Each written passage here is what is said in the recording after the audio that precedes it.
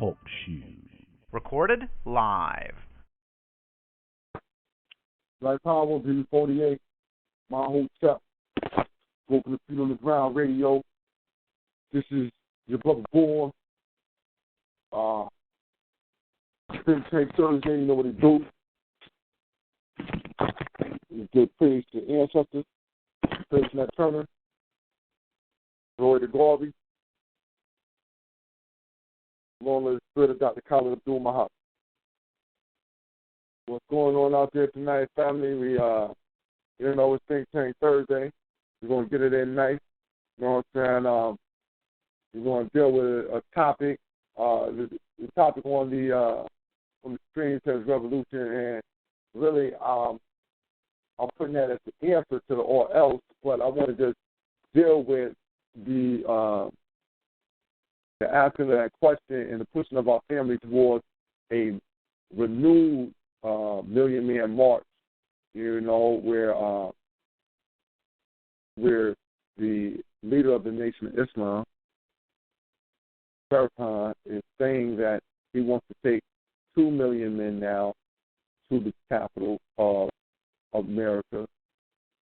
And this day is not for protesting or preaching. It's to give the sound the trumpet, or to make the demand, the final demand, that we want justice or else. You know, I don't know what the or as I said, I do not know what the or else entails. I'm very, very disturbed by that. Or else. You know, so I'm just right now we're just gonna get everything open to get everybody in here.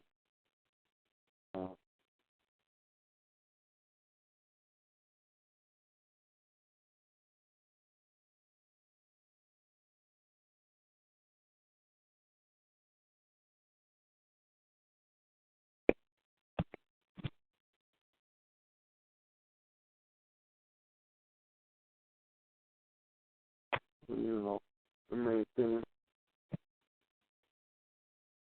get this thing started off right and everything together.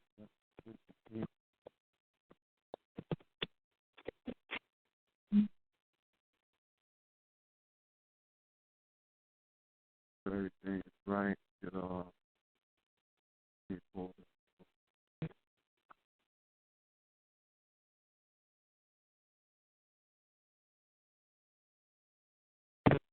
Yeah, man, but Think Tank Thursday, I've been doing, been doing a little of this, a little of that. Just,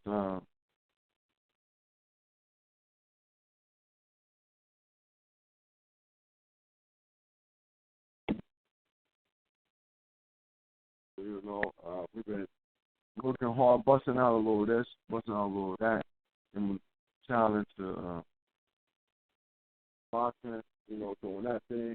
But all in all, man, we just working hard. There's a lot of activities going on in the community. Summertime, we hooked up with a lot of different family out there doing a lot of good things. There's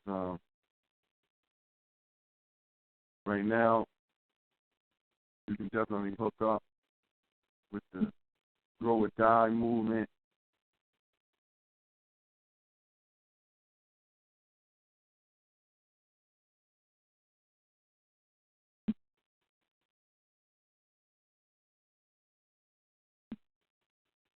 Yeah, like I said, you can get with the Grow or Die campaign. It's an excellent movement. Move forward. We're just trying to make sure the family is able to change people's south, and then move on into using growing the food as an economic venture, or at least as a bartering tool with all the family is able to eat. You understand? So we're doing that right there like that, which is an excellent thing, excellent idea for the family to do.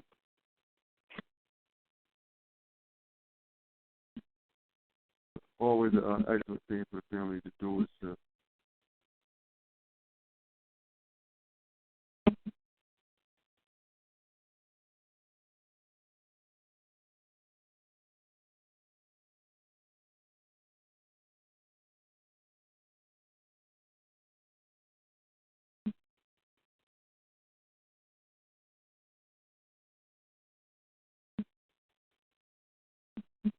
too. So you feel me? Let's get the chat room and everything set up right. Before I go hard body into this topic, you know, so we want to deal with this in open way, best way that I can.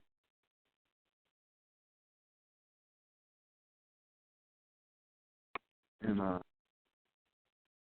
as usual, you know, the usual suspect is always about. Now, 2015, we have the renewal of what they call the Million Man Mark. You know, 20-year anniversary, 20 years. We have to ask ourselves, what have we gotten 20 years since then, and also look at what has happened in the community since that time. We've seen spikes in, you know, we've seen highs and lows in crime and murder. One thing, though, is in Chicago, where we're the headquarters of the Nation of Islam. That is one of the most, what we call, urban war-torn cities in the country. You understand? So, you know, when you're in a city like that, you understand, I need to see you putting in work there in order to create a better context for the living of the people being. I know one thing is that home is where the heart is, so you must always start with home before you venture out to other people's communities, neighborhoods, states, nations, things of that nature, in order to dictate to them what's the best way to handle your business. You understand? For me, I don't deal with it in that mannerism. I'm telling you right now, we need to move forward in what we call in the BB40. I mean, they said that don't be caught up into these religions of perversion or thinking someone who practices religion of perversion will give you this freedom that you're looking for. Freedom will be gotten from your own self. You won't have to get that freedom. You have to work hard for that freedom. You have to bang hard for that freedom. It's not going to be something that is sweet.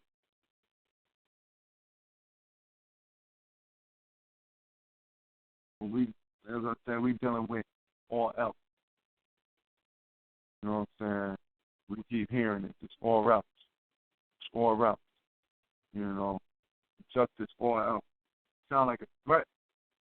And I'm of the thought that the government, the United States government, does not like to be threatened. They do not show at any point in time that they take threats lightly. You know what I mean? Definitely not. They definitely don't take threats lightly. Let me see. I check this background real quick. Something going on. All right. Just trying to pull this information up for family, but as I say, you know,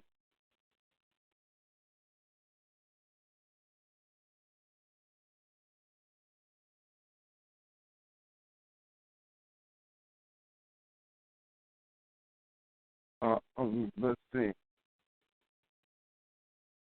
You know, we live right now. We live. Let me get make sure my co-host in here. We run a little. We run a little distance on this thing here. Make sure everybody in here. Right. We don't want to, you know, we don't want no hold up.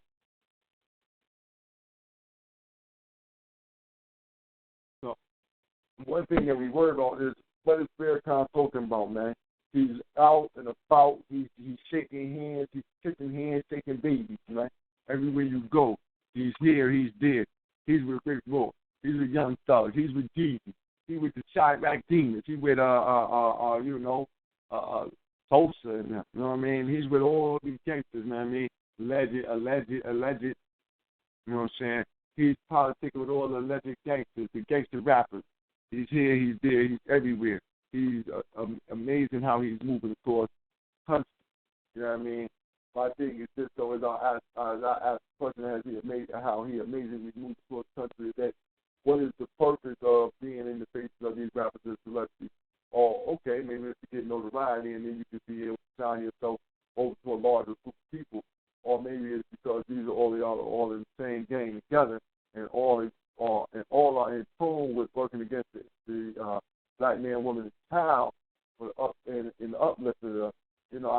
lot of things. People say, well, do better. But I tell you this, me, what things that I've done up to now seem like they have done better than what Mr. Farrakhan has done. And I'm not to knock any people that he has personally raised up, but the mannerism or the culture that was utilized to raise the people up was already existed well before Farrakhan even came to the board. You understand? So, Elijah already had the foundation and structure already set up in order for you to come in and straighten yourself up in certain manner to keep yourself in certain type of mind state. So that was already a given. That was already a given by Elijah Muhammad. You understand? So when you see the program that Farrakhan is running, you can't be waylaid into thinking that this is something that he has concocted on his own in order to straighten people up or straighten people out. So now we move on to, like I said, it's the feeling of the disconnection, and then there's all of a sudden reconnection to everybody. We also have a reconnection where now, as I said, the man is above 80, but now he is traveling, doing the world tour travel tour again. He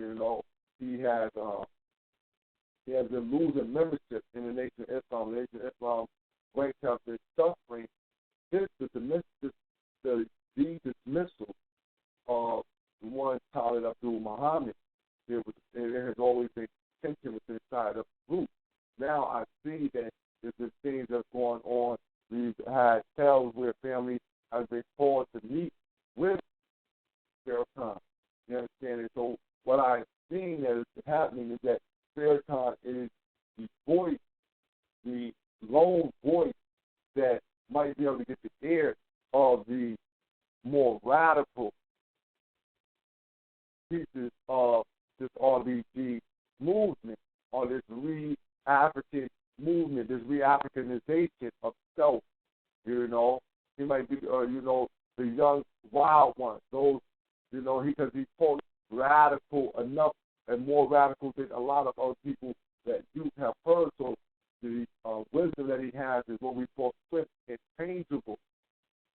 You know what I mean? And with swift and changeable wisdom, you can get people to bow to almost any and every whim that you have, even strongly, who wouldn't break to other things, but swift and that swift wisdom has given him the ability, his mastery of English language, diction, mannerism, tone and inflection while speaking is something that he has cultivated over years.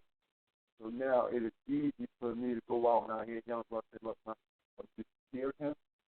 He's kind of real. That was real, really shit. Honey, whoop. And I'm like,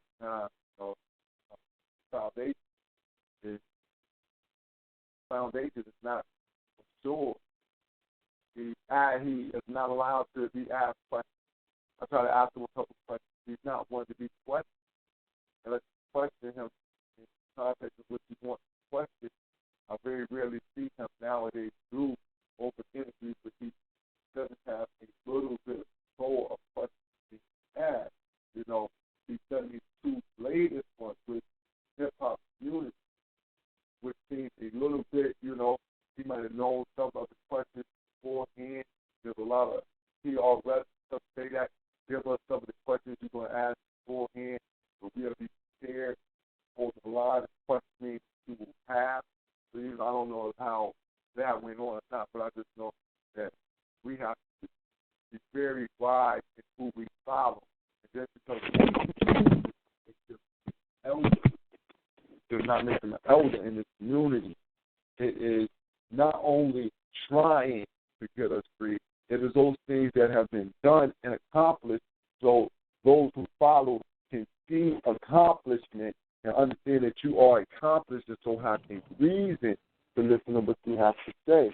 You have to now give the youth a reason. There's no path is given to those who are old as you know what they're doing, because the youth can plainly see how out of order everything why the hell we ain't fix it? So now we have to deal with it from that level. You might feel like, oh, well, I'm doing my part, but this is not about an individual part. This is about nation work and nation handling. So that's why I asked the question, or else what? So, for Think Tank Thursday, I just want to go over and ponder what are the possibilities, what are the things that he might be subconsciously thinking, what is he pushing, what is the agenda when you threaten the United States government while you have a contingency to create an army on their lawn. What are you really trying to get to? What's really going on here? So that's, I just put it out. Yeah, let family come back with it. But, beautiful, your family, what y'all doing out here?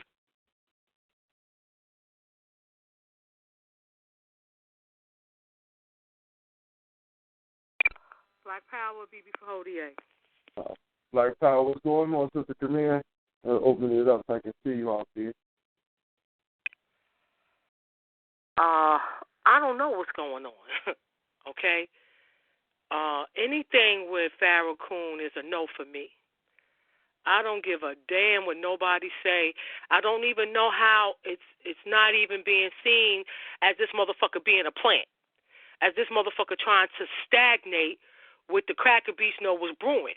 I mean, Farrakhan is a cracker beast lover. Farrakhan supports this white racist society. That's why the motherfucker is here. And more importantly, Farrakhan got the blood on his hands of the true revolutionaries, in my opinion. Not this motherfucker. Okay? True revolutionaries. Like Dr. Khalid Muhammad. When the cracker told that motherfucker to turn his back, he did just that on Dr. Khalid Muhammad. Even though Dr. Khalid Muhammad was speaking the things that he was supposed to learn from him.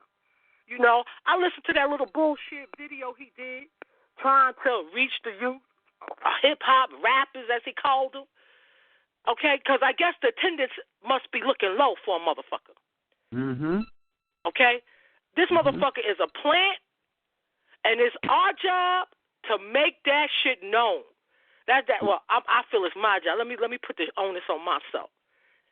Any young in my way, I'm going to make sure I do everything in my possibility for them to see who this motherfucker really is. Okay? Because the interesting thing about that speech that he gave, the little video he did, he talked about the enemy. But he never classified the enemy as being a cracker beast, which Dr. Khalid Muhammad made sure he did in every single breath that he had. And that's why the brother's not here. Mm-hmm. Okay? So, brother, that's where I'm at. I'm really feeling hostile right now, and I got to be honest with you and the family. So forgive me if I may lose it tonight, because I'm really I'm on the edge of shit right now. Yeah. Well, that's a good thing. So I don't feel bad me being on edge and really hostile tonight. And this has been a carryover from last night. I had other things going on. So, that's carried over to tonight, and just looking into what the fuck is happening out here.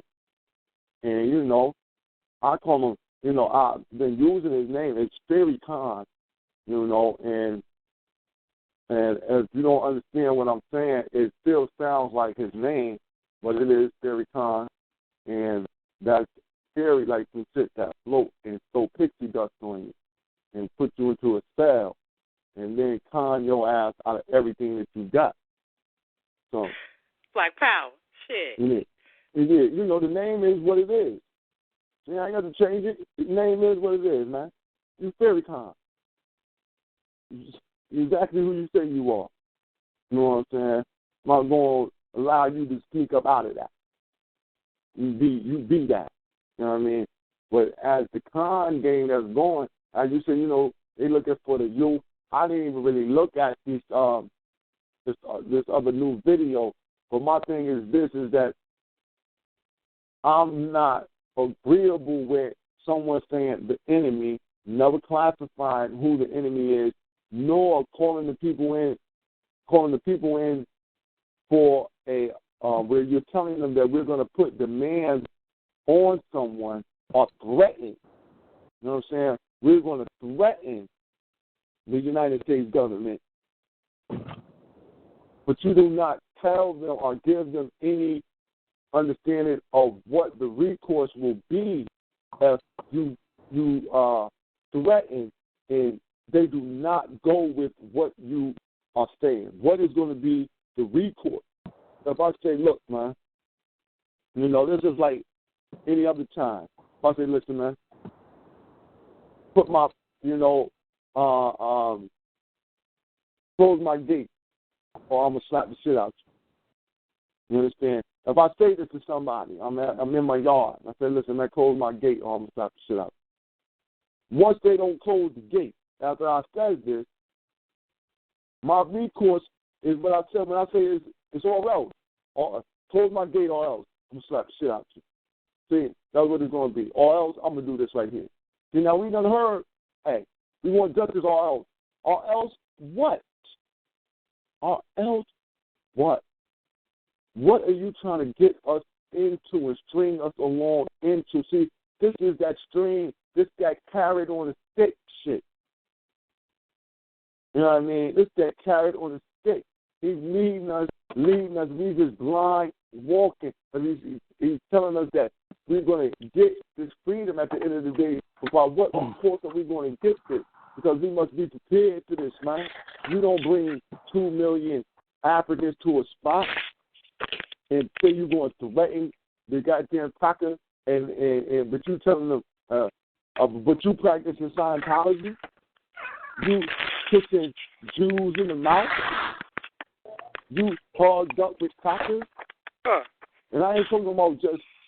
I'm not talking about just like you speaking to them, y'all on the same roster together. Hold on. What's this? Somebody got mad noise in their background. You outside or something. Like how somebody outside. And if you are just new to the phone for a second, please, and you can come back in. But we spoke on this a little bit before, but I'm just really questioning the or else. I'm going to put the title back into some of the NOI rooms and ask them, what is this or else? What is going to happen? I need for y'all, if you in the mosque, I need for you to tell me what this or else is going to be. Do you know what it is? Who knows what this shit is? You don't have no leader who leads you blind like this. Tell you we gonna get rank and file up together, but we don't know what the hell we doing it for. We want justice for who? From who? See, that's what I'm saying. We want justice for what and from whom? Who are we going to get this justice from? We got to identify people. This is the reason why, like you said, this white collar always, it's the goddamn white man. It's the goddamn beef. This the beef. This the problem here. You put onus on them. The goddamn white man and everybody who looks like them practicing this shit. Racism, white supremacy. Everybody's an enemy to the African. So now when we start to say who the enemy, everybody's been an enemy to the African. But now we want to narrow it down when we go into the White House stuff. And you start to narrow that down. This is who the enemy is. You got to at least say the white look. You ain't even saying the white man is the devil no more. You afraid to say that? Now this thing pulls me into the or else to what we've been dealing with these other media outlets, where we've had this cry of the white man is God, the white man is not the devil, the black man is his own worst enemy. And I'm saying, what are you going to say? Or else we want justice, or else y'all can kill us all. What? Or else what? It doesn't seem like fuck you about to go and do. Say, yeah, we want justice, or else we just going to die out. If you don't give us justice, we going to die as a people. Because it sounds like the type of shit that he's pulling. Don't sound like no man. Don't sound like no warrior shit. You know what I mean? Don't sound like the warrior ain't even saying, look, man, if the warrior ain't, look. The warrior going to make that statement. If it's, look, man, I'm bringing 2 million people, man, it's justice, all we going to burn this bitch down. Now, what? Next motherfucking question. Next, you know what I mean? What more do you need to say? If you asking them for justice, because I don't even think you should be asked. As Africans, we have no reason to ask anybody for anything. Only thing the African owe anybody on this goddamn planet is an ass whooping. That's my it. power. The only thing we owe goddamn Crocker is an ass whooping. Owe him no motherfucking favors. But let me ask you and be nice, cordial. Fuck that owe you no motherfucking cordialness. We don't owe none of these niggas no cordialness. Not one. We've been betrayed too many times. We don't owe nobody a friendly motherfucking past. We don't owe nobody that. Now, you can do that. You can be friendly with somebody and be like, oh, listen, let me find out what's going on. But we don't owe nobody that shit. We've been fucked over too many times to owe somebody the benefit of the doubt. You know what I mean? If we doubt you, it's for a reason. It could be clarified later. Nobody's saying that we can't rectify what is happening. But look, man, I owe the doubt first right now. Now I understand that we're in a time where we need to be building black unity, black love, black connections. You know what I mean? And so I have no qualms with that. I have no qualms with us doing that, building that type of BB Fahodian unity. That's between me. I don't have no problem with that. But I have a problem with people thinking that we can't check any and everybody at any point in time. Because any one of us is subject to slip on a banana peel. Huh? Or checking in at 9 p.m. But it was subject to slip. So that shit should go for everybody. But I'm just really not agreeable with this motherfucking all else type of stance that's being taken. And I feel like people are about to be led into a fucking shooting gallery. You know what I'm saying? The way fucking Washington, D.C. set up, it's a sniper's fucking heaven. So, you know, you don't want to put how's it been going? That's good. That, Black Power. You don't want to put out... Okay. They still been under the... Hello? Somebody come in, make that noise in the background. So, like I said, you don't want to put nobody out there on that goddamn that mall. You know, that mall. You don't want to put people out there in that damn shooting range, man, because you have nowhere to go. You know what I'm saying? You have nowhere to go. And so I thought to ask the question, is Farrakhan even qualified? Is he qualified to call us together? Hell no. Let's look at the qualifications. See, we done gave false qualifications. See, because this nigga ran with a crew that was strong back in the day, we done gave him a pass that he got it from. He got it. He doing what he's supposed to do. He got it. Let's rock with him. No, hell no. Hell no. Brother Bon, I think the light needs to be shown on the NOI. You know, the thing is this for me. You know, if it was the Coon Sharpton, automatically the answer would be no. What does NOI got over Christianity? The fact that when they came out the gate, they came out saying what no Christian would say, that the white man is the fucking devil. All right? Yeah. They gave you a sense of black power. And so that is the shit that attracts those of us in the hood, right? But let's deal with the reality that the Nation of Islam, as far as I'm concerned, all right, and I done said this before, they got a color problem, all right? They got the same motherfucking problem that the fucking Christians got. You know, they got that self-hatred, okay? The only thing is that they mask their self-hatred with words, fronting like it's black power, fronting like it's against the cracker beast, okay? Because let's look at the heads of the Nation of Islam. Let's go through the history. The only person that you could call dark-skinned was Dr. Khalid Muhammad in terms of leadership.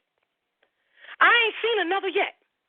Let's not front like this motherfucker ain't got no self-hatred. It's time to pull the motherfucking cloak off this bullshit here. Mm-hmm. It's really time. And anybody that is pushing fucking Farrakhan on our people, fronting like that's black power, that's a motherfucker that's suspect as far as I'm concerned. And can't tell me shit. Yeah, man. No, you can't. You can't put no Farrakhan on these black power, man. And as you said, you know, the NOI, the Nation of Islam, is built on, and the white man is the devil. These are two things that I heard there that I never heard before. The white man was the devil, and the black man was God. I never heard nobody say no shit like that. So, you know what I'm saying? When you hear that shit automatically, it brings you to a point where you feel like you give pass and slide for stuff. Because we can't get no pass and slide for the Africans, living savage way of life. We can't get passes for shit like that that's inside of the lesson. The lessons say that. When you ain't really living your right mind, you might listen to that and say, all right, he might have meant this, and you make an excuse for that shit. This shit might have meant that right there, might have meant this, but no, it meant exactly what the fuck it said. It said that we came out of Asia. We the Asiatic black man. We not African, that we moved into Africa, and that's when our hair got woolly and our lips got big. But we was disobedient to God. That sound like black power, black love to you? You know what I'm saying?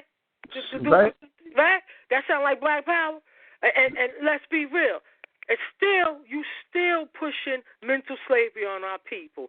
You're still pushing that ideology of a motherfucking cracker beast as being your God at the end of the goddamn day. It's the religion of perversion. It got just about the same amount of book as the motherfucking Bible full of shit book. The same shit.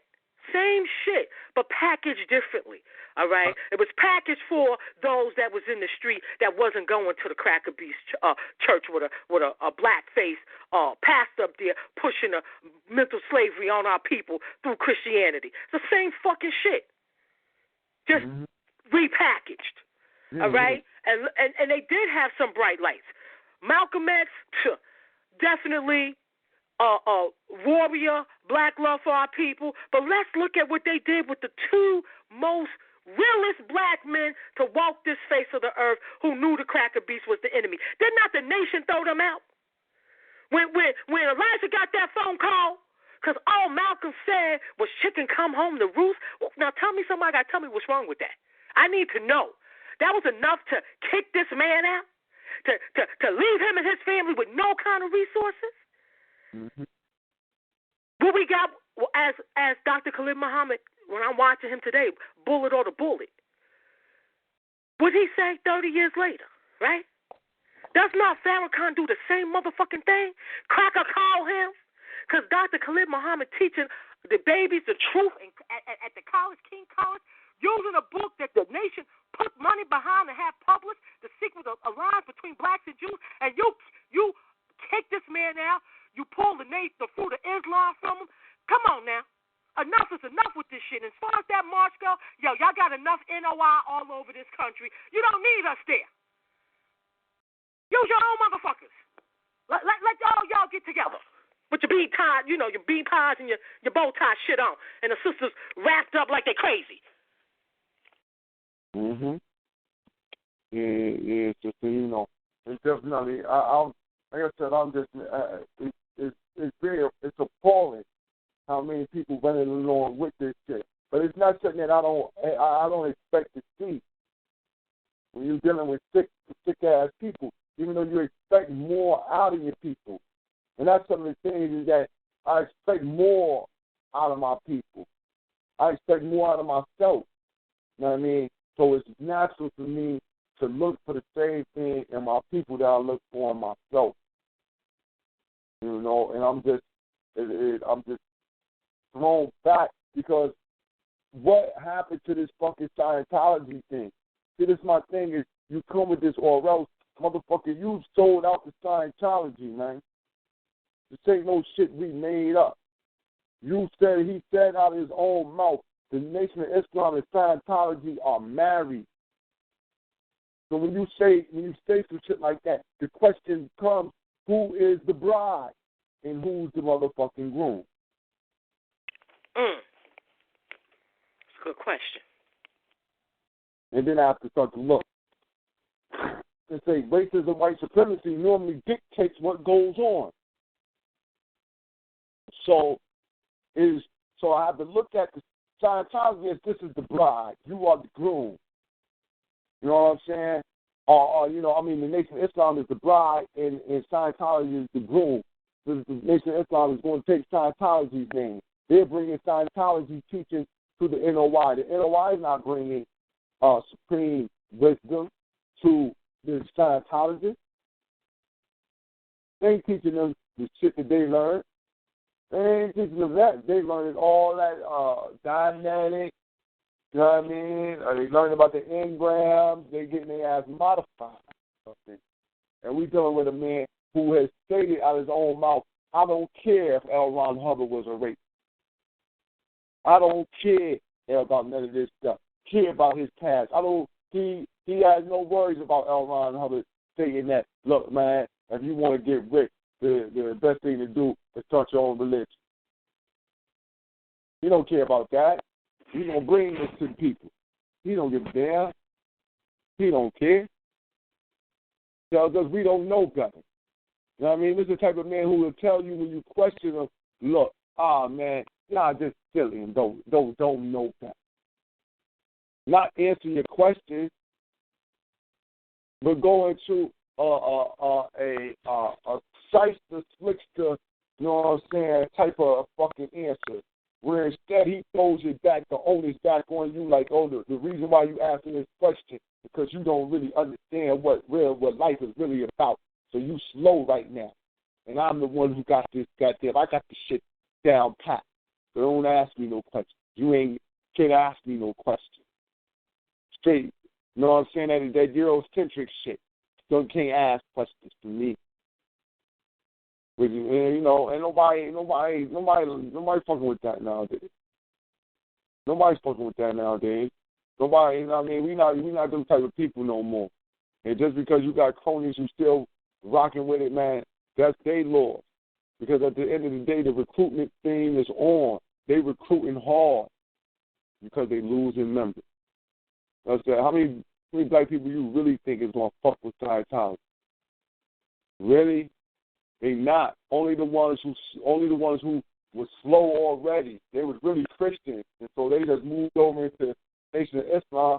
So there's an easier way to be a Christian. Because now you can try to be a black type of Christian. I can say Jesus is black and all that.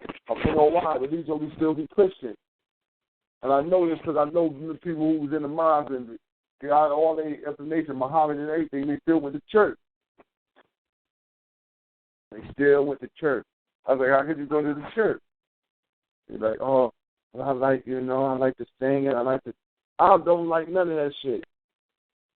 Now I heard some church songs that you get the feeling to, but once I recognize that I'm paying attention to this shit like it's a good song, I start to not like this shit. And not because I don't like my people singing good and all that. It's because I understand the message that's being put out. Fuck that. No matter how good the shit is, if the message wrong, you can't fuck with it. You know what I'm saying? This is just like some R. Kelly shit. Motherfuckers tell you like this, man, you just can't fuck with them. I'm wondering why these niggas in Chicago, how come Farrakhan ain't rap R. Kelly ass up yet? When I was in the NOI, it was the thing that they look, man, if a motherfucker this motherfucker touch the black woman, we ain't sending them to jail. He gonna bypass jail. He going straight to the grave. Ain't no around it. What's going on in the community? What are the people really doing in the community when this shit ain't even called? You don't even hear them saying this shit. Hey, once in a while I try to still put out that, listen, man, you got a problem? Look, man, you know how to contact us. Hit me at the blackpowerblock@gmail.com. Hit my number, 203-668-9760. My shit out. You know what I'm saying? You're in the Tri-State area, you've been molested or raped or followed, and you know exactly who it is, let us know. We will handle their ass.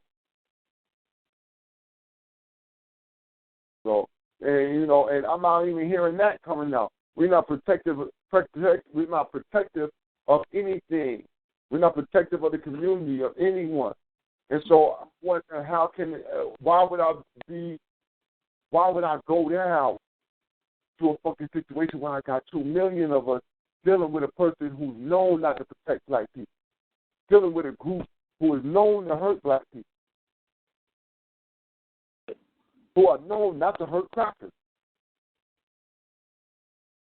Talk about whooping their ass. You got some who not in here, and you got some people who not in the NOI who will whoop a cracker ass, who learn some of the stuff that they expound, who will whoop a cracker ass. But those who are in there seem to be up under that spell of Scientology nowadays, right?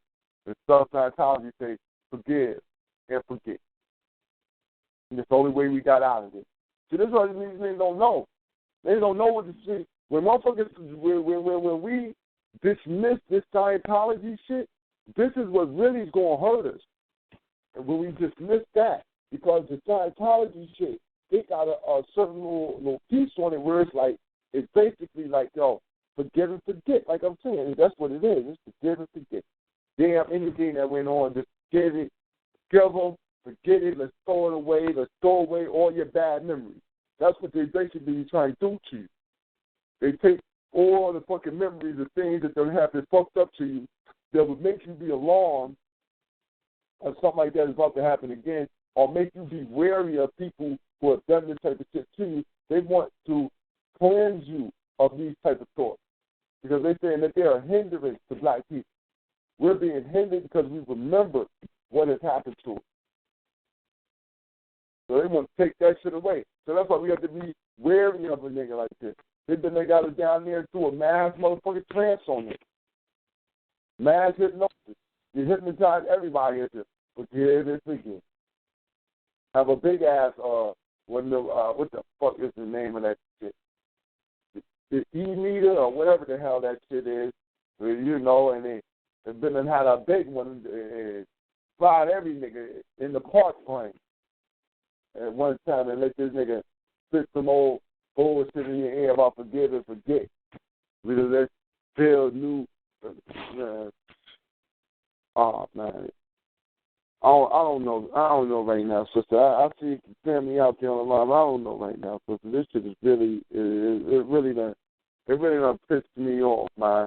Because I'm just seeing this shit, man. I got on fucking Facebook and I'm seeing this shit down the fucking line. And I'm like, these niggas lost their fucking mind, man. They're freaking out, man.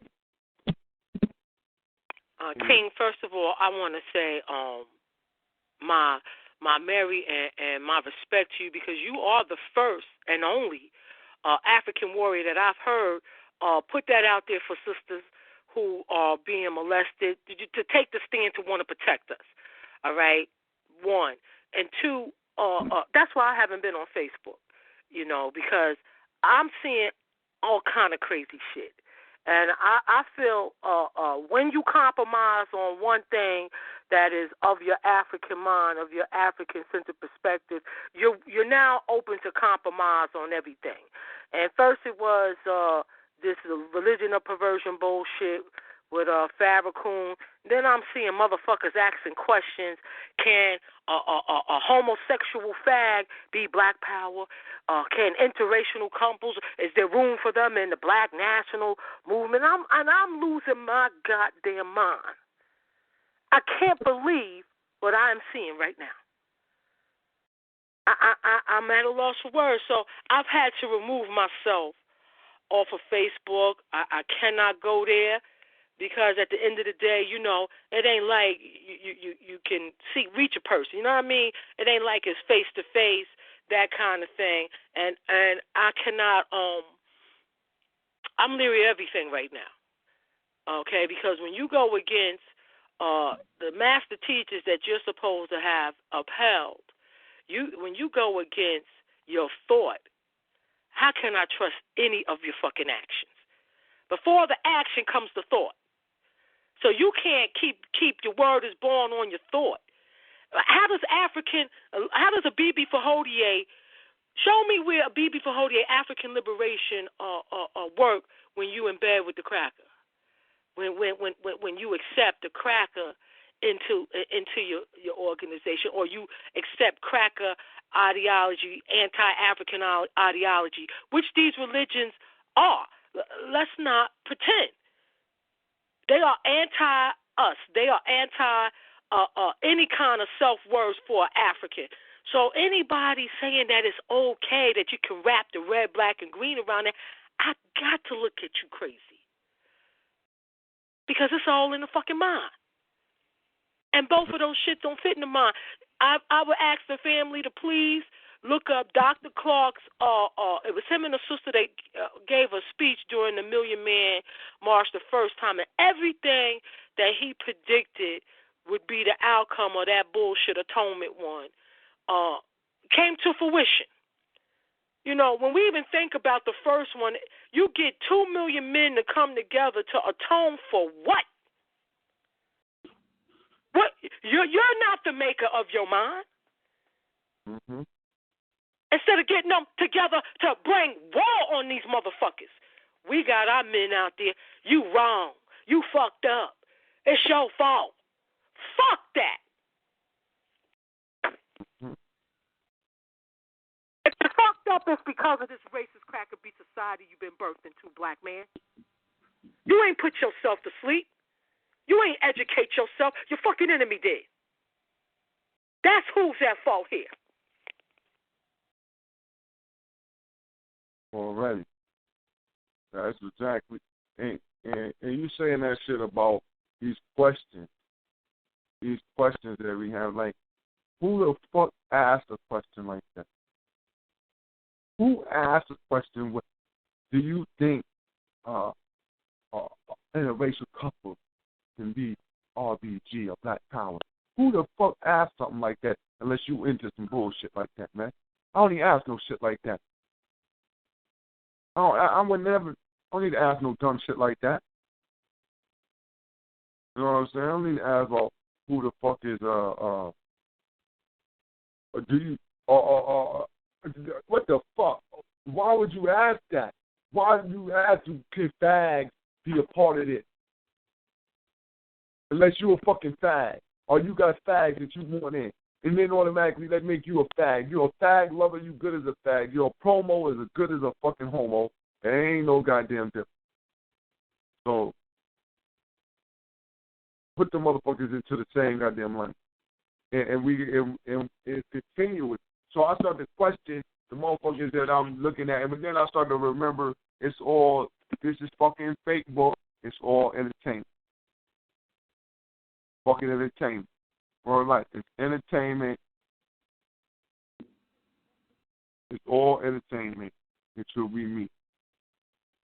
It's all fun and games until somebody slap the shit out.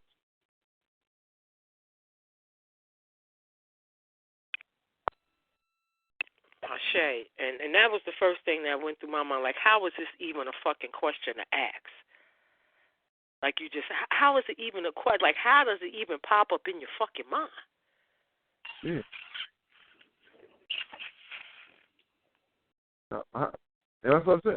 I don't understand how the fuck, because not once have I ever thought to ask no question like that. So it make me question who the fuck asked that. Brother, I'll tell you in the hangout. You know. But I want, you know, with I don't even know when it comes to Farrakhan, to backtrack on that. I don't even know how anybody even would fuck with any of that bullshit, especially after all the great work that the General Sarah Sutton-Seti did with his videos on that fucking religion of perversion, Islam, Christianity. Like, none of that shit is African, okay? And all of the master teachers, all of them, shitted on all of that shit. They did great work showing us how this has been used to keep us in our oppression under the goddamn cracker beast. How today, red, black, and green, are we accepting this after all this work that people done gave their lives to wake us up for, you know? And that's what I want to know. I don't know what RBG mean now. I'm confused. I don't know what being African-centered mean. I don't know. Because I don't know how you can have all different kind of perspectives.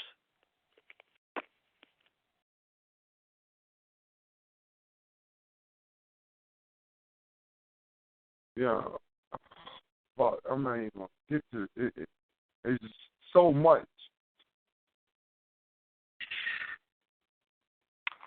How the fuck, if you ask that question about, what is African-centered? That's an excellent question. What does it mean to be African-centered? You know what I mean? Because there's so many different outlooks on what people think it should mean or what it does mean. So I'm not going to try to take it, I don't want to be the one to say I know it all, and that's what it is. So I put it what it means to me. But there has to be some type of a code that we have to hold, and we got to have some type of line that we can say, well, look, these things right here are expressly African, and if you do these things right here, you are not. Ashe. I think that the elders left a really great blueprint. And if we all reading from the same works, then I don't know how there's not uniformity in that answer. And for me, to make it real simple, having an African-centered perspective is being anti all cracker beast ideology. Now, what is that? And I think that's religions of perversion. There are sexual perversions. Simple shit. Yeah, not so simple. You're right. That's like the basics that if we're following the same word, we're following the same master teachers, we're supposed to be standing on the same shoulders. I don't know how we don't have that same answer when it comes to that, not trusting anything that the cracker beast has taught you, knowing, the work has shown that everything we have been taught has been from a Eurocentric perspective. A white racist, supremacy ideology. So to be African-centered, to have an African-centered perspective means that I am opposed to that shit. It ain't no in-betweens for me on that. Mm-hmm. Well, you're correct. Like you said, there is no in-betweens on that. There's no in-betweens on that at all, man. Either, the cracker beast can't be in the movement even if the cracker beast know everything they need to know about our history. Then change their name to an African name. Yeah, man. What the fuck do that mean, man? Listen. People make a lot of these motherfucking excuses. Well, look, man, they grew up around us and all that shit. Look, man, all this motherfucker had to do was stop trying to talk. All right. They grew up around us. Send that motherfucker over there to the country club, get his goddamn language straight, put on some different goddamn clothes, and watch how quickly this motherfucker is back accepted into their goddamn society. Motherfucker's not. No matter how much gold teeth, I don't give a fuck. No matter how much whatever the fuck you think you can get to be us, you not us. You know what I'm saying? So I've never. There's no white boy who I can look like. Oh yeah, you get the honorary pass, man. I don't know no white boys get the honorary pass, man. You get a pass. Pass what? You pass what, man? Go ahead, man. We don't have nothing to pass to you. You got nothing to pass to your motherfucking ass. I'm better off trying to think about giving passes to my motherfucking own people than to give them the pass to the goddamn practice. As you said, African-centered does mean that you have turned your mind against all goddamn cracker, Eurocentric motherfucking ideology.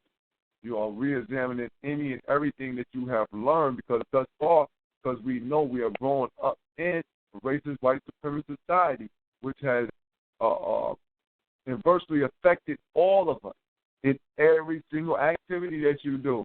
This is not shit that this is not things that you can make up. We can see racist and white supremacy inside the food that you eat. Inside the mannerism that we even have sex. Look, racism and white supremacy make you put a condom on.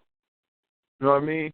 Not because you're afraid to get some type of disease, but you don't want children. So racism and white supremacy make your girl get on the depot. This is affecting your sex life. Well, you tell me that how white supremacy affects your sex life, that's how.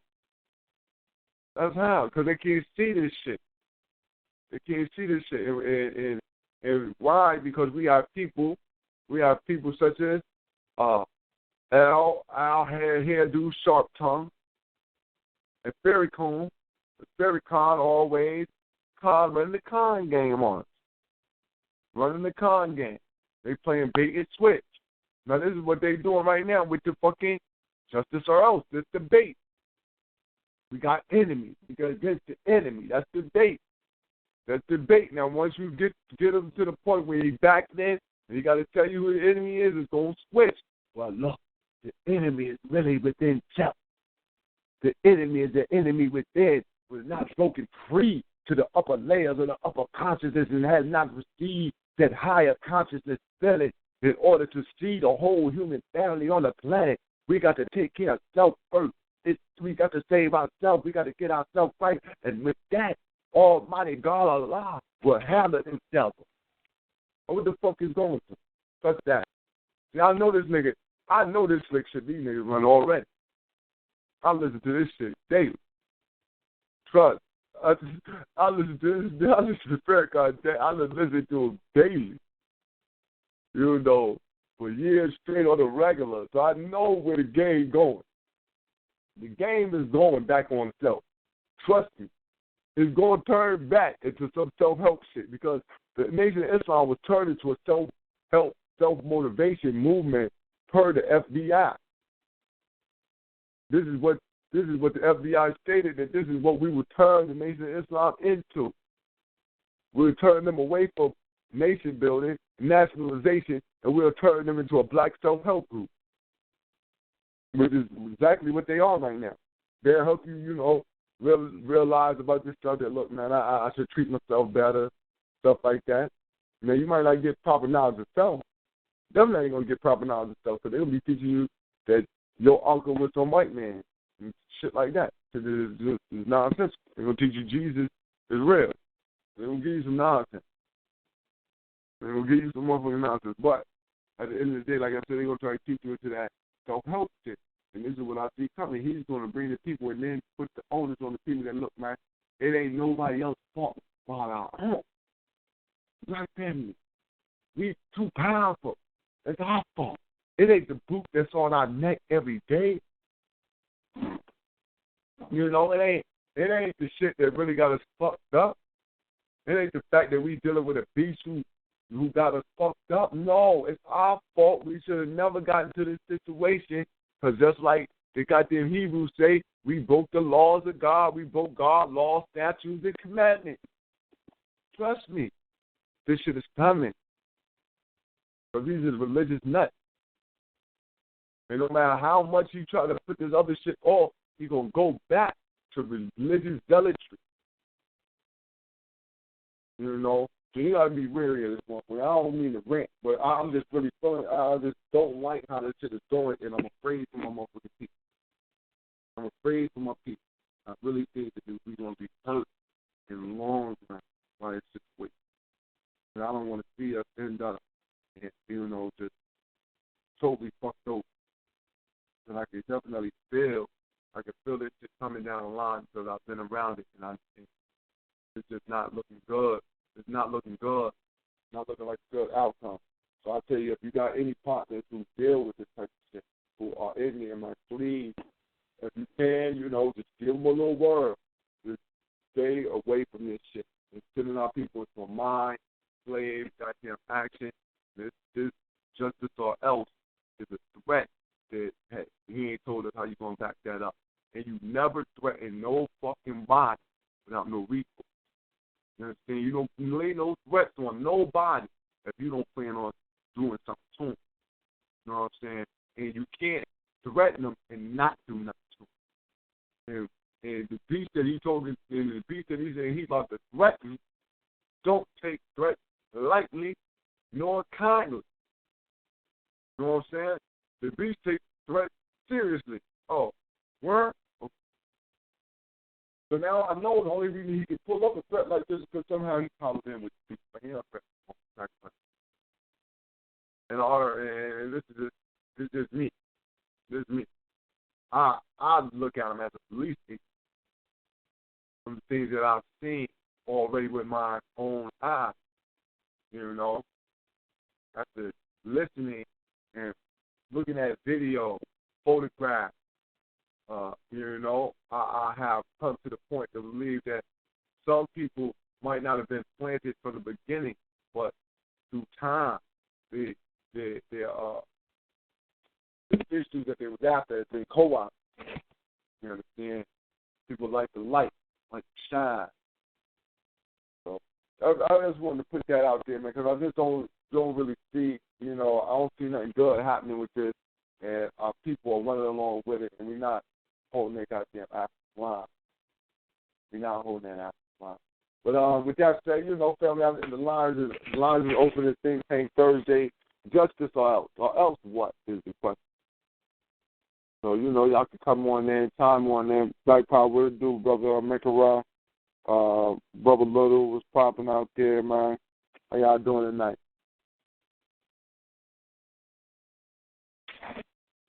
Listening, fam.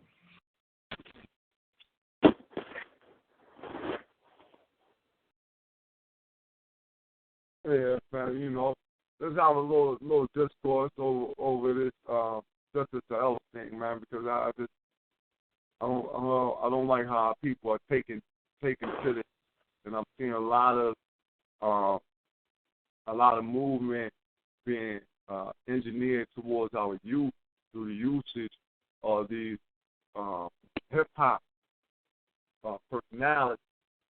You know, hip hop personalities are being strung together to give a certain credibility to this justice or else movement. And because our warrior nature, children, the youth, more, you know, they don't mind justice or else. They're like, yeah, that's what we've been looking for. To go down. Let's get it popping. But you're dealing with leadership or alleged leadership where you don't really know what the or else is, so you could be wrangled into a situation where you're ready to give the swift justice, which would be, 9 times out of 10, when you give it swift justice to the beast, it got to be physical. There's no, you know, we don't see any other way around that. You know what I mean? So anytime you give justice to the beast, it's going to turn into something physical. And so our youth are ready for that, and I think that they're primed to be able to be pumped up with this ideology that is going to bring them directly into Scientology. You know, get them down there, mad to the notes, them motherfuckers into, well, look, you know, you really got to clean yourself up. You really got to get rid of all them bad thoughts in your head, because it's the bad thoughts in your head holding you back. It ain't nothing else out here that's holding you back. There's nothing else going on. It's only you the total problem. So now you either fall in line with what we're saying, man, or you out of here. Don't you see how much they smiling? They get you in there and get your ass given Dianetics, and they sit there like the FBI and take account of every goddamn thing you tell them. So you have a nice list and file on exactly who is who, what is what.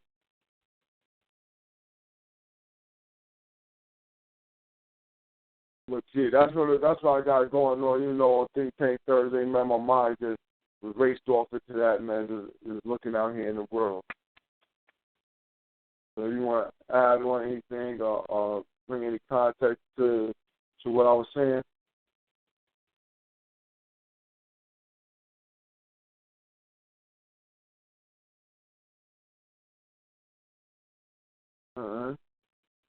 So, Black Power family, you know, the lines is open this Think Tank Thursday, open discussion tonight, and as I said, the discussion is dealing with or else what?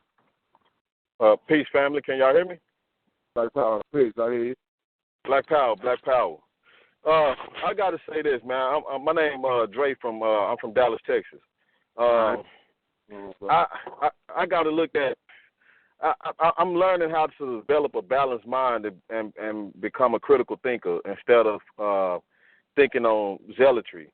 You get what I'm saying? I done went through the church, through the Sunni Masjid to the nation, and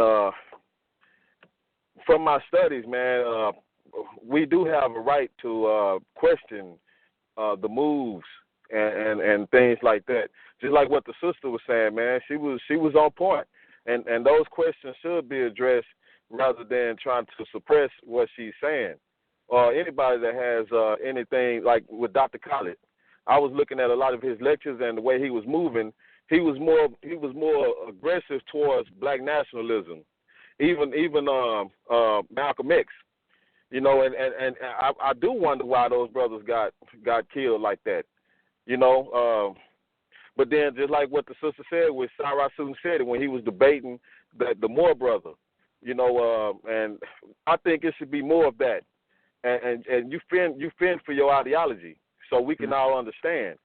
You know what I'm saying? And he was saying that was like a something to fill that vacuum because Marcus Garvey had revolutionaries, so they put something else in place to attract the revolutionaries so they can monitor them. You know, so I mean I have to look at that. A lot of us, man, I think a lot of our downfall is we're still wrapped in the religious savior situation. A lot of us are zealots when it comes to Christianity, Islam, or whatever. And the RLs thing, man, and plus, you know, I talk to a few preachers, man, in the preacher pipeline. They're saying that with the 501, they have to start accepting gay marriage or lose it. You know what I'm saying? So that's another question. You know what I'm saying? Does the nation have 501? Will that affect? You get what I'm saying? So those are questions that should be addressed instead of when somebody asks those questions, stuff starts circulating around that they're trying to destroy us. They're trying to destroy our movement. Then something happens. You know what I'm saying? It shouldn't be like that. Even in the Sunni mosque, man, if the imam says something wrong, or man, people start talking, you know, right there, like hold on, and they debate. You know what I'm saying? But when it comes to us, man, in a lot of situations, you know, it's I don't see it yet.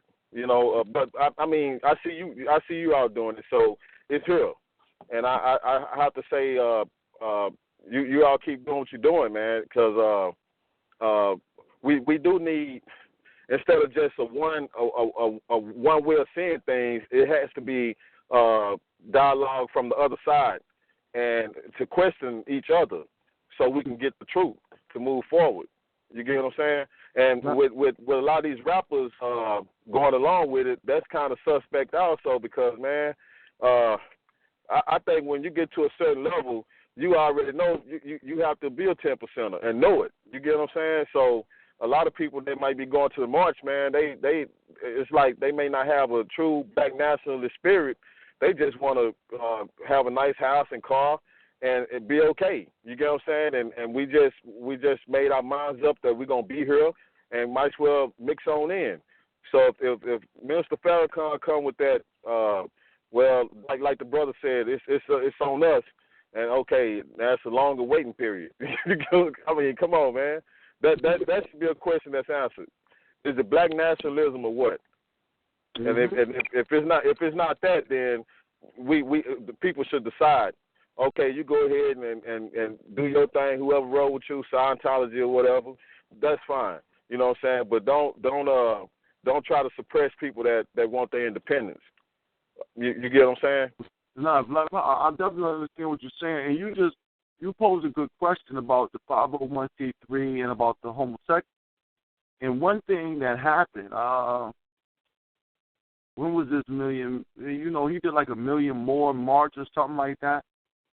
Somewhere he was like, now all of us are coming and all of this. Now everybody's coming together and everything. It was a type of thing like this, right? It was something right. Like, you know, but he's already brought the fags with him. He's already brought the fags. You can go and look at you can I saw it. What's that dude they call the gay Malcolm X? Yeah, Cleo Monago. There you go. So maybe he's gearing. That should be a question. And instead of somebody that's romantically in love, they'll be like, man, hold on, you hating, or you know, start looking like, man, I'm gonna attack you. Hold on, man, let's think about this. You know what I'm saying? Because hold on, are we getting geared up for something? I mean, we should, and somebody should answer that. Exactly. Not, you know. And one thing that you said, man, I definitely appreciate what you said, is that, yo, we can't be looking at it like, oh, we hating because you asked a question.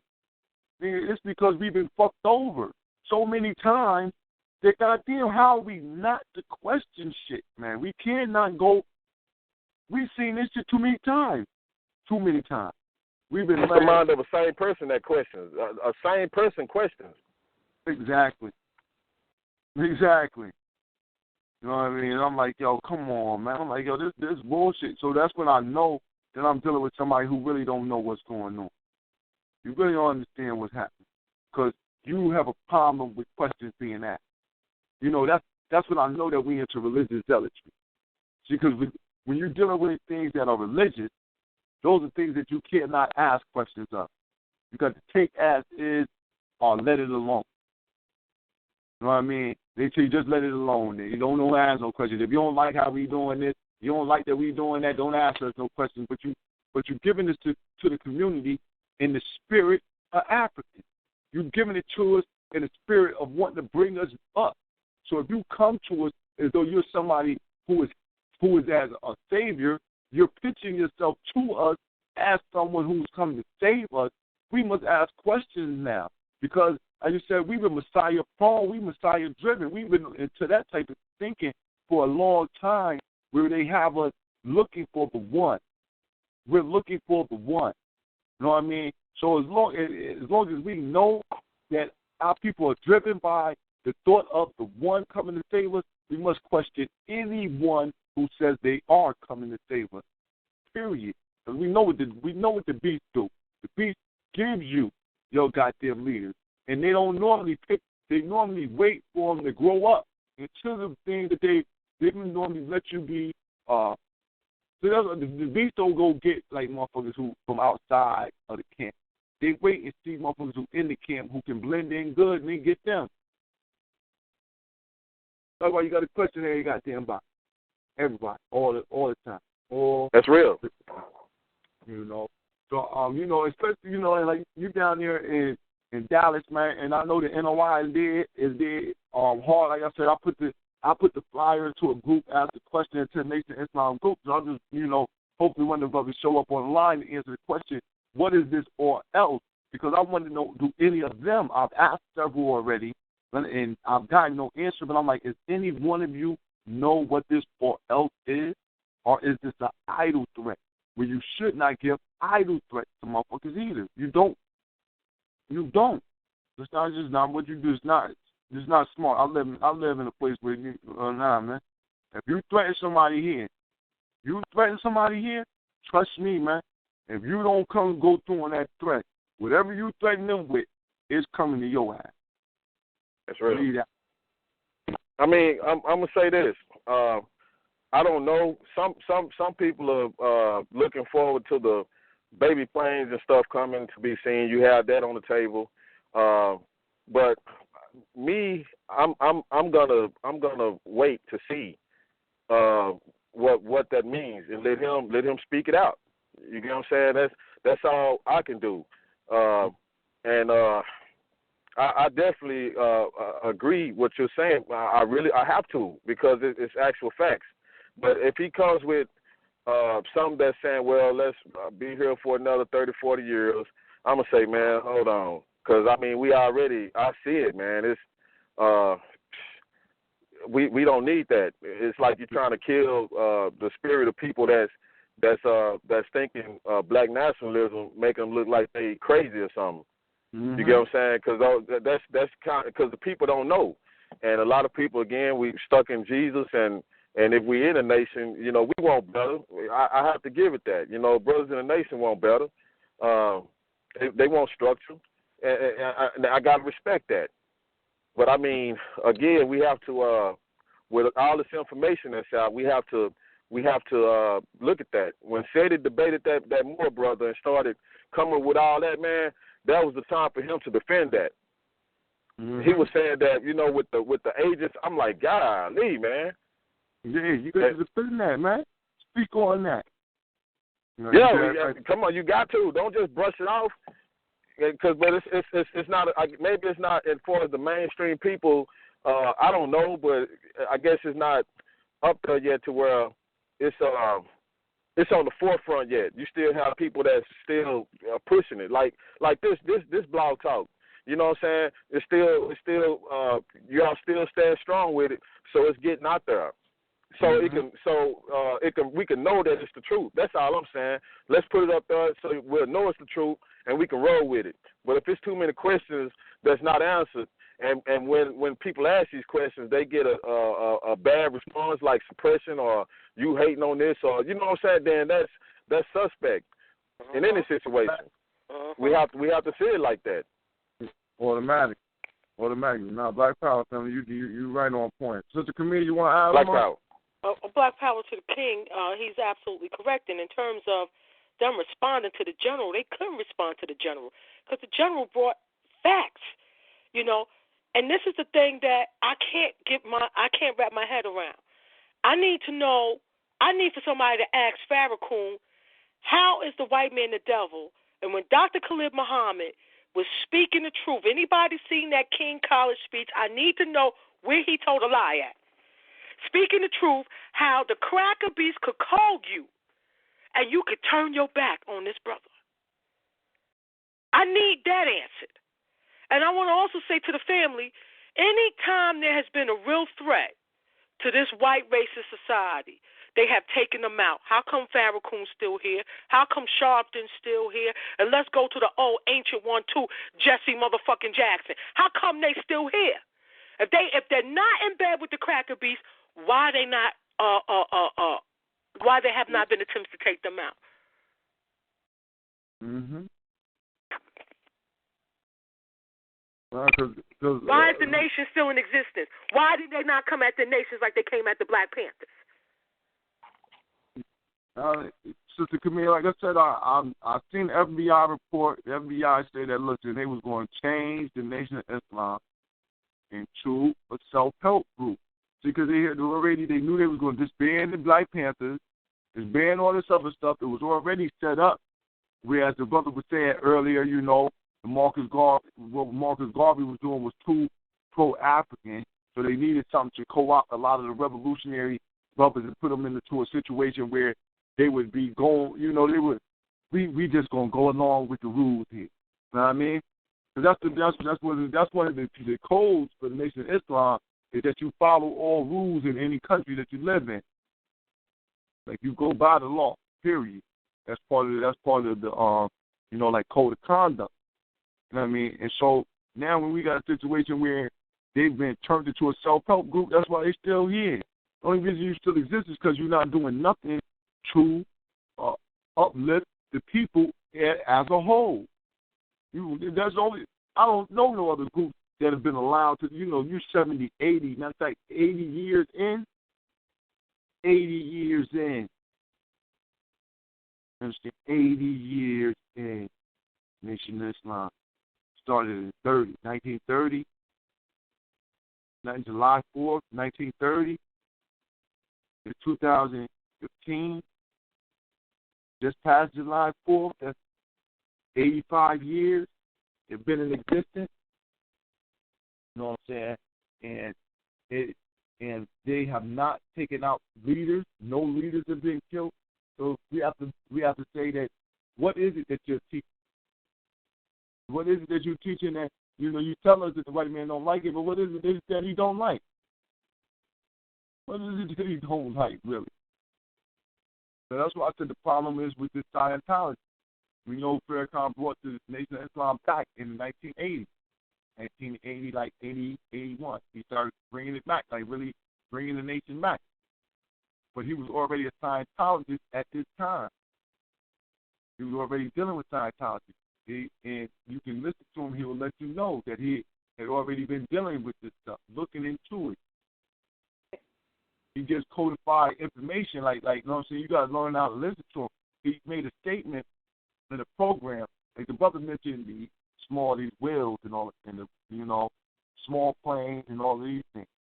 Where I'm like, listen, if the planes out there, you got to bring them in and get them to be rocked.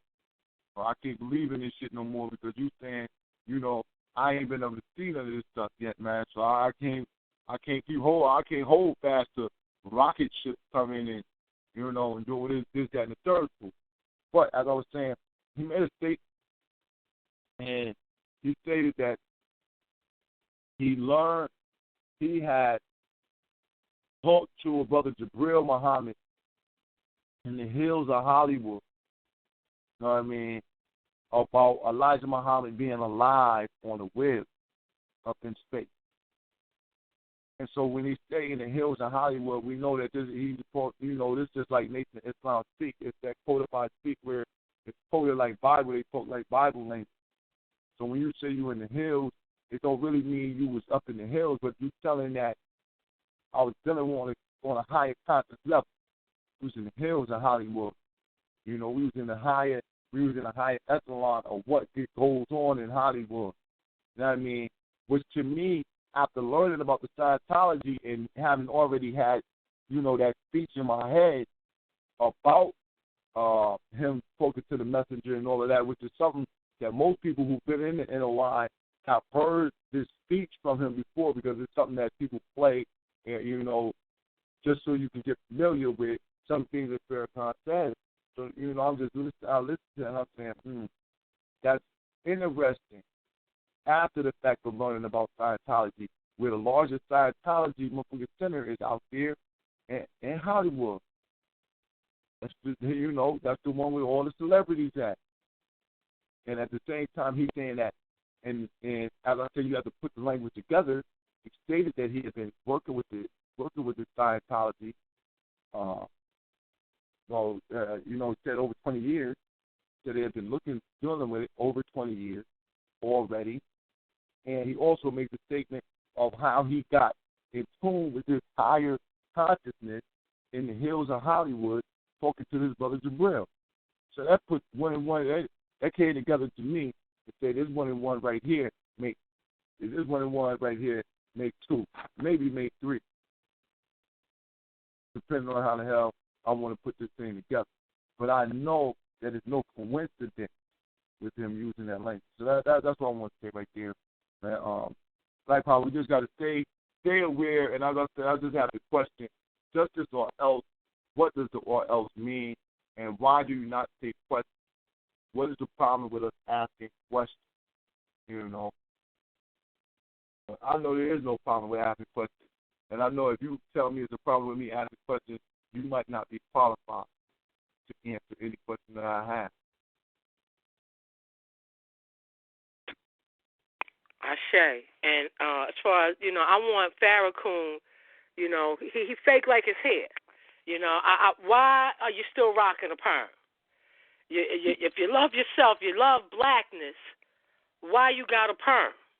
Why you fronting like that's your real hair texture? You're just like the Coon Sharpton. There's no difference as far as I'm concerned. You know, one reading out of the Quran, one reading out of the goddamn King James Bible, both full of self-hatred for their own people, and both are lovers of this cracker beast society. Listen, they both living good off of it. It's been good to them.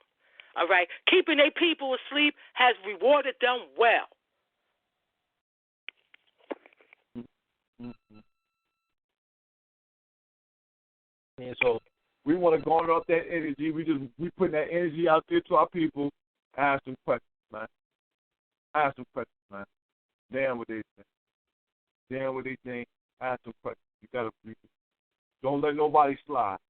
Don't let none of them slide. Nobody gets a pass. You know what I mean?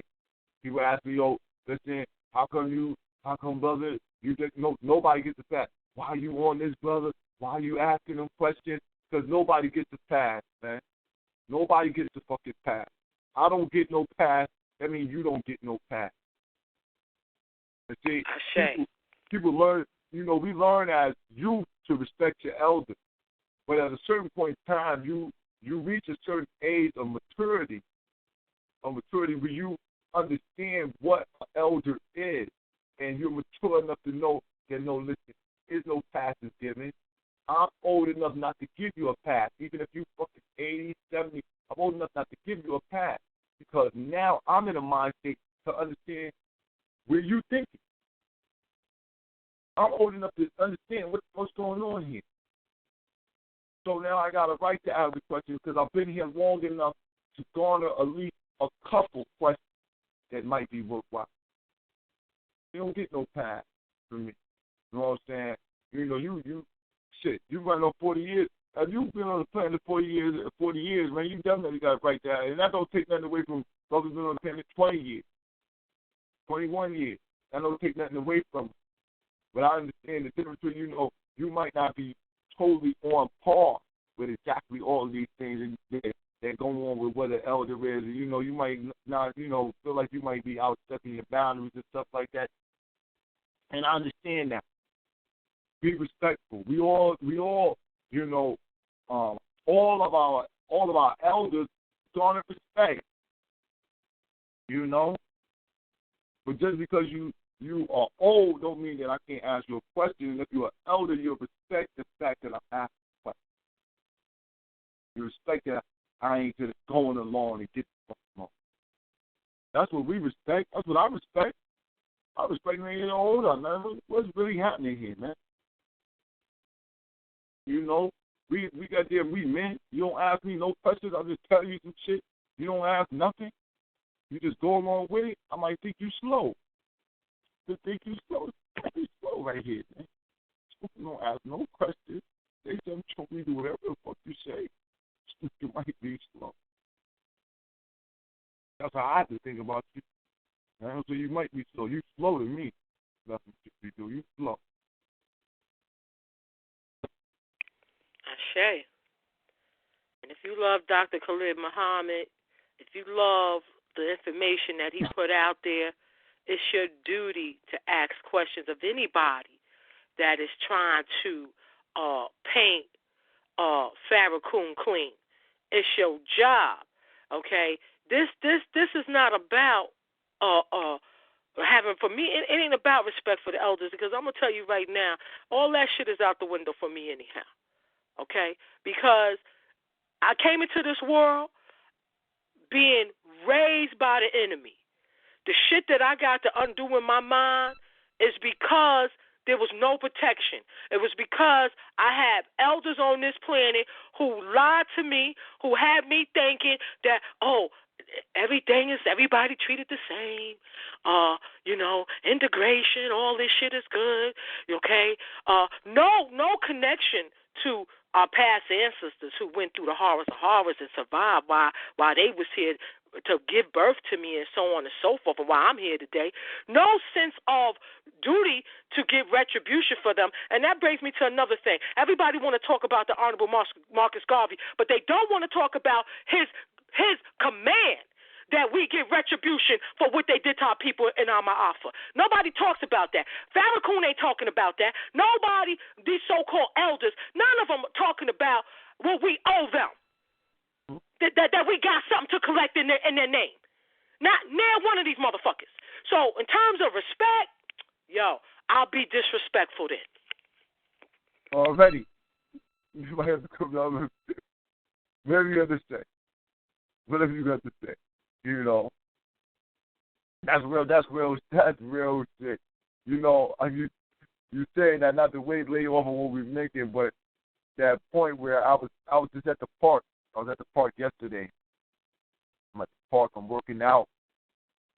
Listening to some pop. You know, I got the pop playing. I think it was pop.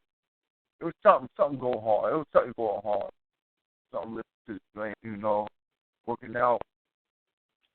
Lady walked by. She's probably like, he was probably about 60. You know what I mean? 55, 60. So, you know, she's like,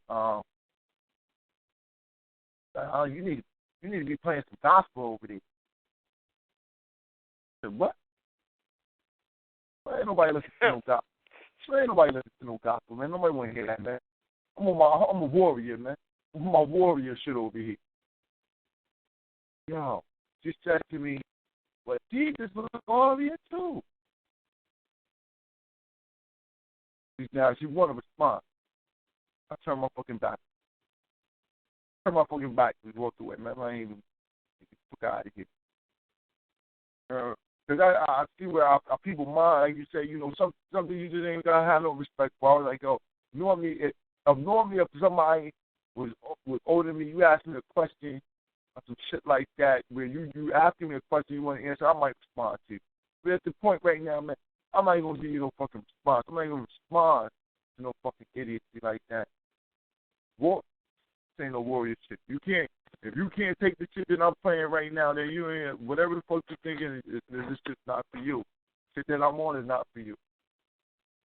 Because motherfucking, all that gospel shit, all that shit is not going to get, nah.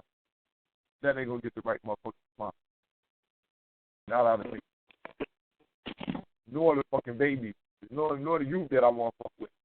I'm over here playing motherfucking faggot ass, Kurt Franklin or some shit. Fuck I look like? You gonna put on a fucking bag. Let's work out to the bag? Nah. That ain't gonna work.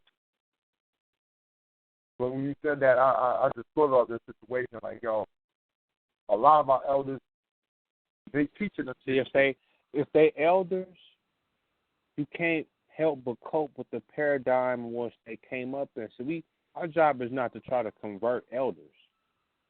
True. That's not our fucking job.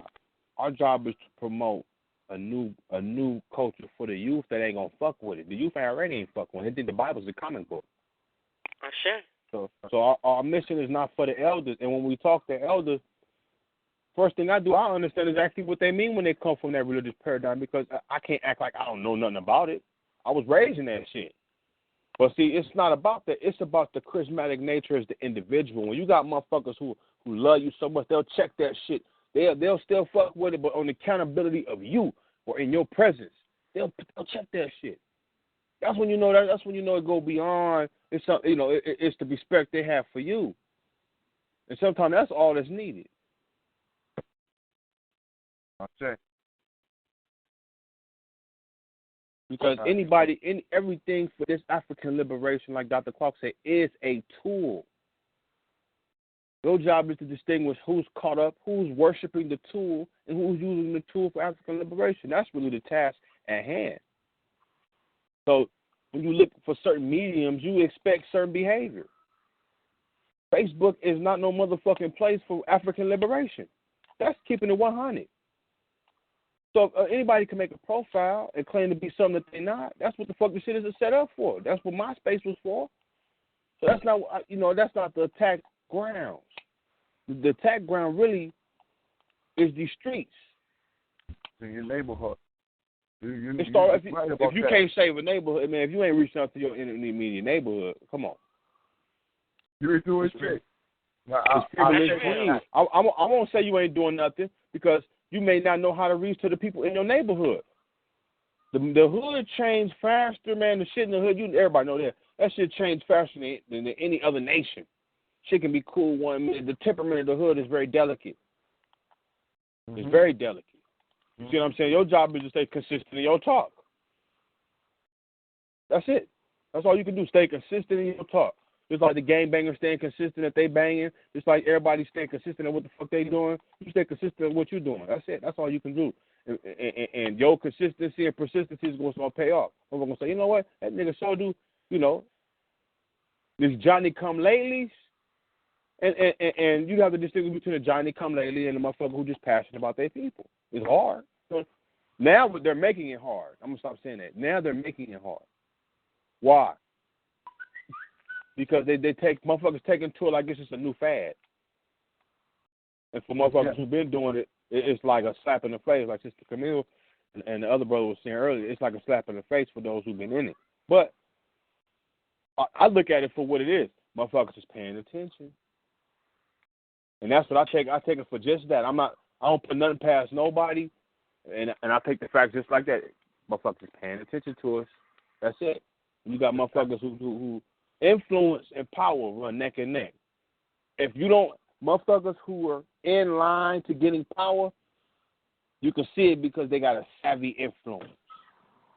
So the fact that motherfuckers is being influenced by this red, black, and green, that means the power is shifting.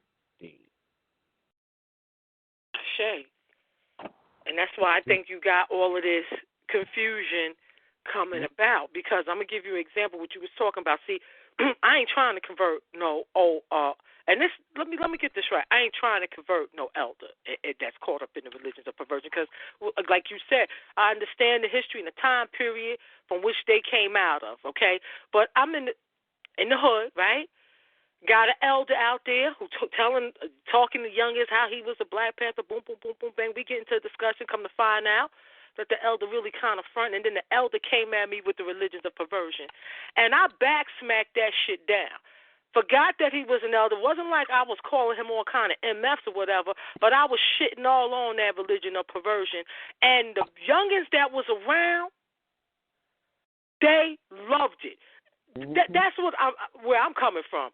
That when we get hit with the religions of perversion, and especially when there are youngest outside watching you and standing around while this conversation, this build is happening, it's our duty to smack that shit down the same way Dr. Clark would, the same way Dr. Ben would, the same way Walter Williams would, and more importantly, the same way the General has done. Okay, this is my question right here. Were they bigging you up for the truth you was dropping, or because you was checking the elder? Because of the truth that I was manifesting, which made the elder then come back around, was like, yo, to the brothers that was my peers, because they wasn't around in that conversation. They was in the back chilling and shit. He went back there and told them, the brothers that are my peers, that they need to come out in the street up front because the sister's speaking the truth. Turned his whole shit around. And that's when I said to the youngest that was there that just because you young don't mean you can't question anybody, myself included. Because we got to be real. If we're going to deal with the fact that the elders are a product of their condition, right, where that Christianity or Islam or Judaism was strong, you know, you had to belong to one of the religions of perversion or something was wrong with you, you know, it's our job. It's our job to shit on that. We know that shit is a lie. Why I'm going to pretend to the youngest that that's not a lie? What they love was the fact that the truth was coming out there. Mm-hmm. That's what turned me on as a youngin'. Realizing all these fucking lies I've been taught was fucking lies. Mm-hmm.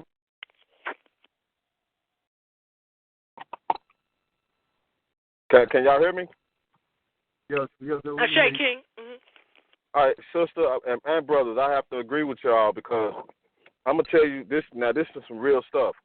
The powers that be, man. Well, I'm gonna tell you my outlook on it. It seems like the only way that a black man can make it is to be really the white man's bitch, man. Because we can't manifest our own culture. We have to go along with theirs. All right, and what I've seen is they are trying to, well, they're doing it. They are teaching the children too. In my neighborhood, I have over 80 churches, man. We have over 80 churches in our neighborhood. I rode down majority of the neighborhood to count them, and I tell the people that. And now it's like listening to information, how much money comes through there, and look at our communities. So this is what they have. This is a program that's backed by Bush, and it's a rich white dude that's in it was a predominantly black neighborhood, but the Hispanics came in and took most of it over. Okay, this white dude came in the neighborhood. He bought up a lot of that. He had a 501. He bought a lot of that land around there, and he has to pay like $1 a year. Now we heard this from the director's mouth. Okay, now we went through there. The man gave us a tour. Okay, you see pictures of some old white people taking pictures with young black children.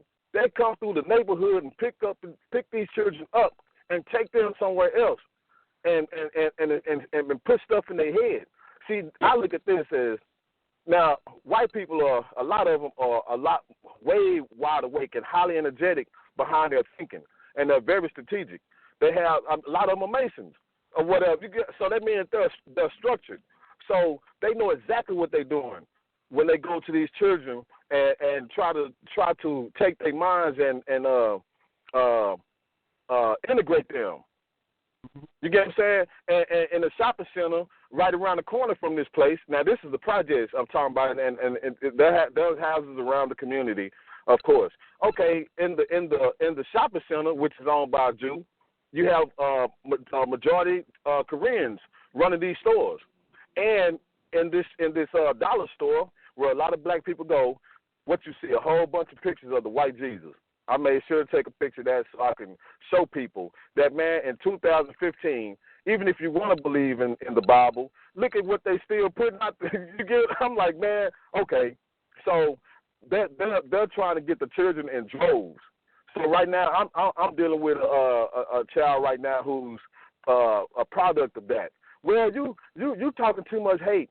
I'm like, so you telling me I'm talking too much hate because I feel like I want to be independent and have my own culture that I done studied and I love, and I feel we have a right to.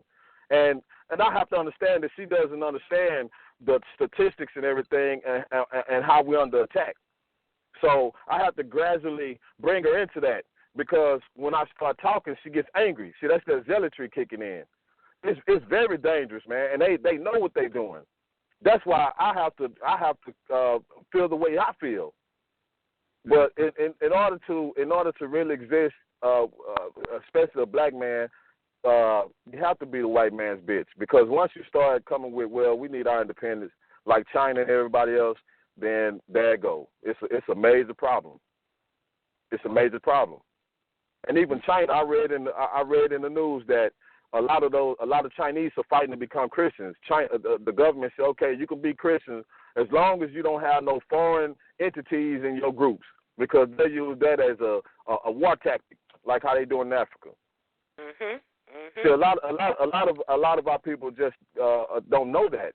That's it. That's why I mean it goes back to a lot of these rappers. They bring a lot of the youngsters in. It's like they fresh meat. That's why I got to understand y'all's point. You know, I have to be balanced, though. Give a man a chance. The history, of course, I have to look at the history. I can't turn the blind eye to it. But it could be fresh meat coming in that barely knows anything and say, okay, this man is really coming with more force than the damn preacher in the neighborhood. You know what I'm saying? So maybe this dude is right. And so there's some more years of having to, be like, okay, is it black nationalism or what? Or just you've been trained to be on time to go to a job and help these people get stronger to colonize and mess up the black man. Because a lot of black women, just like I listened to another talk show, the sister said that the divorce rate between a black woman and a white man is the lowest. Now, what would you think to a sister who don't know better? You get what I'm saying? And be like, man, I sure want a man. Now, these people's, the elders in their group print the damn money, or the leaders in their group print the money. So they always win in that situation, in that box. But, of course, a lot of black women don't understand they're inside this box, so they want to roll with the winning team. Black man is full of shit, you know what I'm saying? Okay, let me roll with this white man. He got land, his people done left him, or whatever. He got a nice job, and, we can live in this fairy tale. And this is highly effective, because anybody that really want the independence, they're going to have to go through it and suffer and sacrifice. Ain't no other way around it. Maybe I'm wrong. Maybe I'm looking inside of and I have to keep my mind open for that. But it has to be that to show them, man, we for real about this. You get what I'm saying? And that's the only way it's gonna happen. Not learning how to perform real good at their jobs, because what is that gonna do? They're gonna steal your ideas, like how they did with the cell phone and computer and every damn thing else. We have to look at that. I have to, and still looking. So so I'm a student. From listening to the brothers and sisters on here, you all been in it and have way more information than I have. So I'm a student, and I already feel this way. So a lot of youngsters, man, they waiting. It's like I was in the car and I'm almost done. I was playing Dead Presidents, the first the Let's Get Free album. I listened to it a long time ago, but I decided to play it that day. Man, the youngsters, man, they were jamming to it. That's how they feel. Yup. But see, if they keep standing this hill, they're gonna get broken. Either be rebellious and get locked up behind your being rebellious, or fucking submit. That's it. And that's what I see. That's exactly what I see. So, all right, I'm put back on mute. Peace. Black Power. You want, just come on in and party yourself. But go ahead, brother, make it rock. Yeah, that brother speaking some real shit because one of the main things the European made his business was making sure that he put his sex politics in everybody else's role in the world. Mm-hmm. Now, everybody else's role in the world, they got white folks' social relations functioning in their household. To be successful has been what the media has been portrayed as being this and that, and your children have to go to this type of institute. So it's really the issues we have in our, the bonds between male and female didn't the shit we have now didn't fucking exist prior, and the a lot of shit we brought from after slavery is still rehashed. Now, what I mean by that is the sex politics, the feudalism, especially down south. I mean, I'm black power to the T, and I'm going to defend anybody who is an African.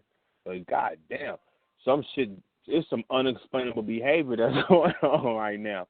And I'm talking about, I don't know if anybody's seen this shit. I wasn't even looking for it. Motherfuckers throwing that my nigga away. The sister who fucking, what was she fucking driving around? Her son been dead like 10 years. And she driving around with she get pulled over for expired tags, and the nigga dead body in the car. Another sister on trial for killing her kids and didn't pay the rent. So they found the bodies, and then she testified, and that shit was gruesome. How she was saying she choked this one and that one. So it's some frustration. It's frustrating energy that's going on. But Dr. Clark spoke upon this. Psychology. Sigmund Freud. The diagnostic for insane in the same person from being white to black is totally different. Insane white person, they got sex issues, mama daddy issues, blase blase. The black individual who can be considered or titled to be insane can have all those things in check. None of those issues. Good relationship with his wife, with his mama, his kids, all that, but can be deemed insane. Why? Because of the white power society.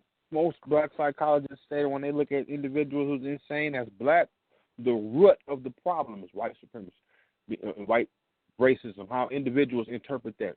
For women, black women, it's a sense of low self-esteem. For black men, it's a sense of inadequacy, a sense of being irrelevant to some extent, and having to deal with that burden.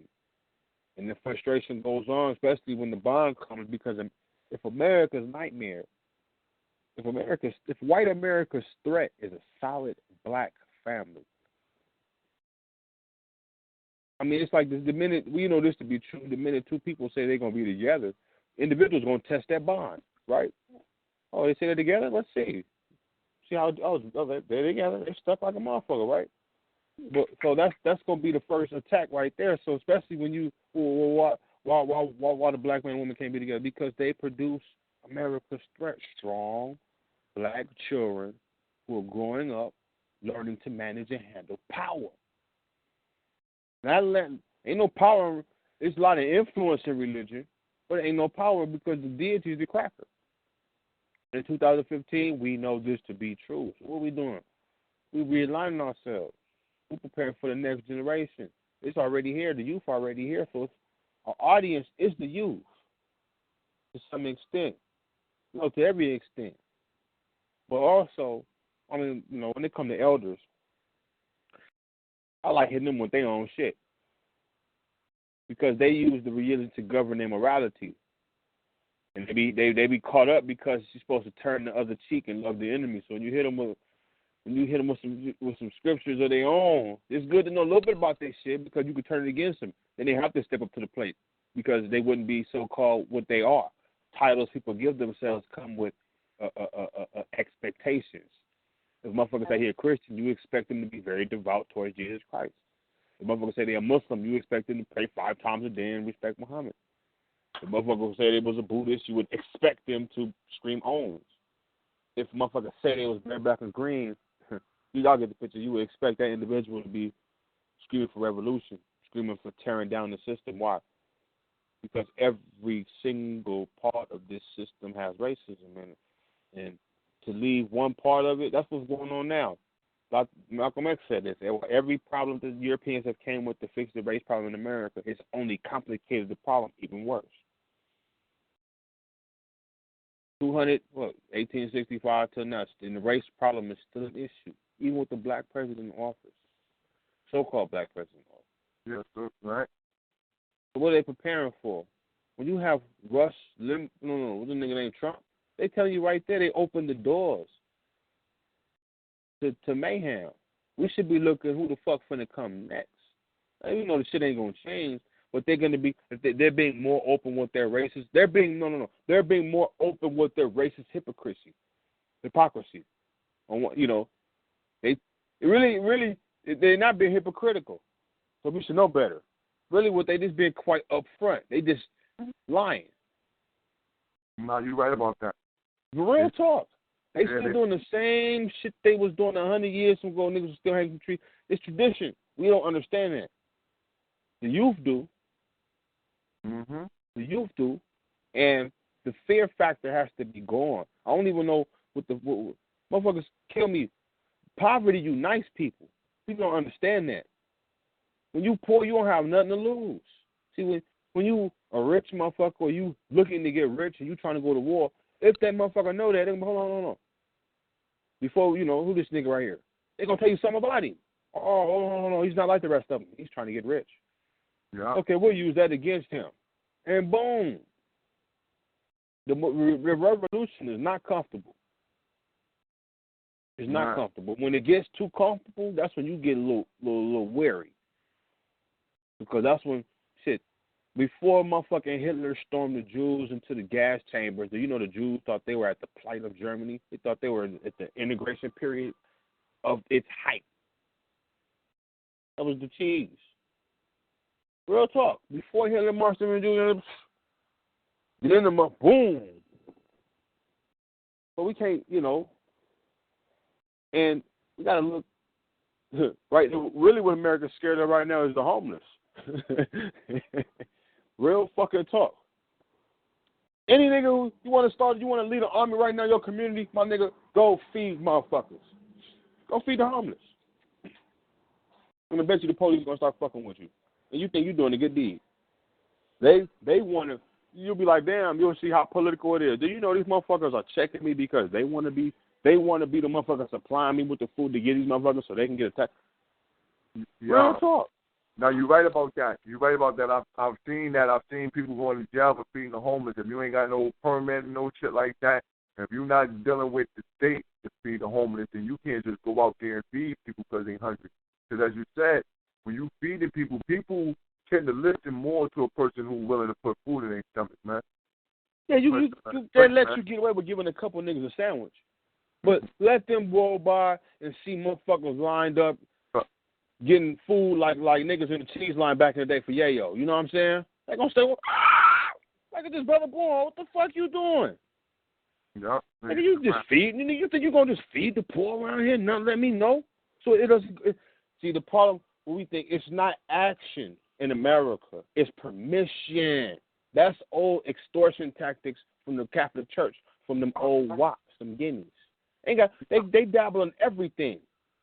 But it's permission. You have to get permission. Yeah. Make it wrong. Guess what happened to me today, man? I've seen one of the aldermen from the neighborhood today, right?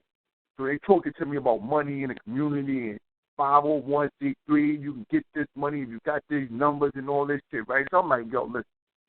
I run my program, always run it with help in the community, or I run it out my own pocket. I don't need none of that stuff right there. What the first thing, and then she said, well, who allowing you to run it? I said, what? Who allowing me? You didn't go to nobody. You didn't get one of them numbers. I said, what number? What the fuck number are you talking about?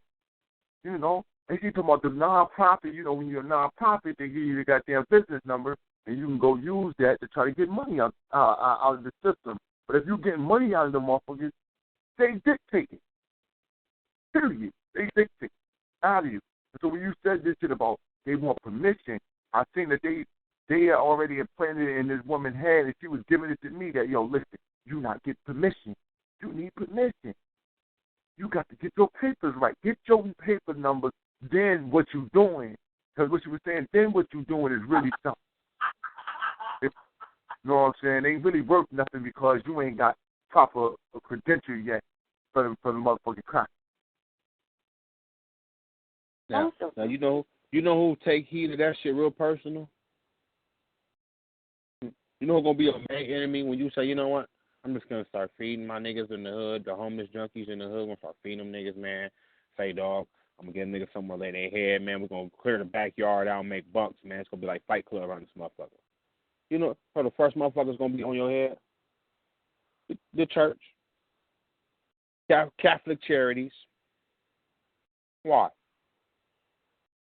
Because they have to be in the business, like you said earlier, the credentials come in the non-profit organizations, meaning the only people who need to be seen visibly giving food and tending to the homeless and the social ills are the religious people.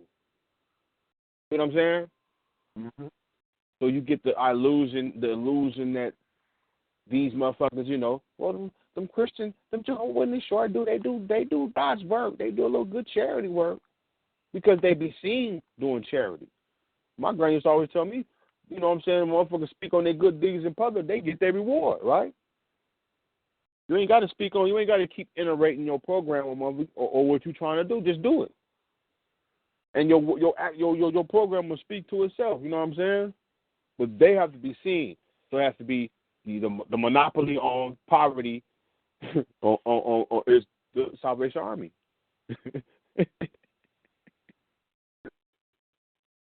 Right about that. Now, and you know, you saying that's a good thing. We working, you know, just you're in your neighborhood, man. Work diligently, man. Where you definitely look out for the permission givers. You know, y'all need y'all permission filled out for this motherfucking revolution. You need to step back if you need your goddamn split side. I'm using that as an example, born to show you just how far the system is corrupt. Mm-hmm. Even when you want to do a good deed, you ain't looking to make no money. You ain't even thinking about no business license certificates, none of that type of shit, man. You see the problem and you stick it. You trying to fix it, right? Mm-hmm. But you don't recognize that you trying to fix the problem make these motherfuckers look bad. Exactly, yo. That's what people don't understand. It's not the fact that little Trayvon Martin getting killed, man getting killed. It's the fact that if they crack down on one cop, then it's gonna open the doors for all this other shit. You see what I'm saying? Mm-hmm. So they can't be seen doing no wrong. That's really what the shit's about. Yeah, you're saying that, and you know, I'm saying I'm in the city where the church is doing that. Listen, man, as soon as the summer came up, I'm outside in my house. You know, it's summertime coming, so they know the babies is out there. Preacher, pork chop, pop right up at the house. You know what I'm saying? He conversates with me. Now I ain't seen him in a minute. But what I found out today from the older woman is he just got some money from the city in order to run a program in the community. He popped up at my house a couple weeks back. I don't know nothing about this, but he just like wanted me to be down. Like, yo, I'm saying, you know, you really need to work together, brother. I see what you're doing, brother, and we got to get black power. Now this nigga's talking black power to me. Like, yo, I'm telling you, when I was talking, I'm already been Pan-African. Now these niggas were shook to death of anything Pan-African just a week ago, and I ain't really meaning a week ago, but like a year and a half, 2 years ago, they were shook to death of anything that I was saying. They did not want me around or nothing. Now this year, he shows up at the door. You know, he's trying to fill me out on whether or not I'll work with him or not. As soon as he leaves, the queen says, yo, he looking for something, man. He come around here for right now, man. He looking for something. He trying to get you into something. You better watch out. You know what I mean? Like, yo, watch out for him sneaking into something. You know, so you're just talking about these things about how the church works and all of that is just making me reflect on things that's going on in my own community that show the reality to what you're saying on how on the things that they do in the community. So, you know, I just want to add that on, man. It's just I'm really taking, you know, this has turned into a better conversation. You know, it's getting better because it's allowing me to see some things that's happening in my own community. You know what I mean? So I could put some checks balances on a couple different things before they get out of hand with some of the other, some of the youth and shit like that. Before they get ran in by this sites here.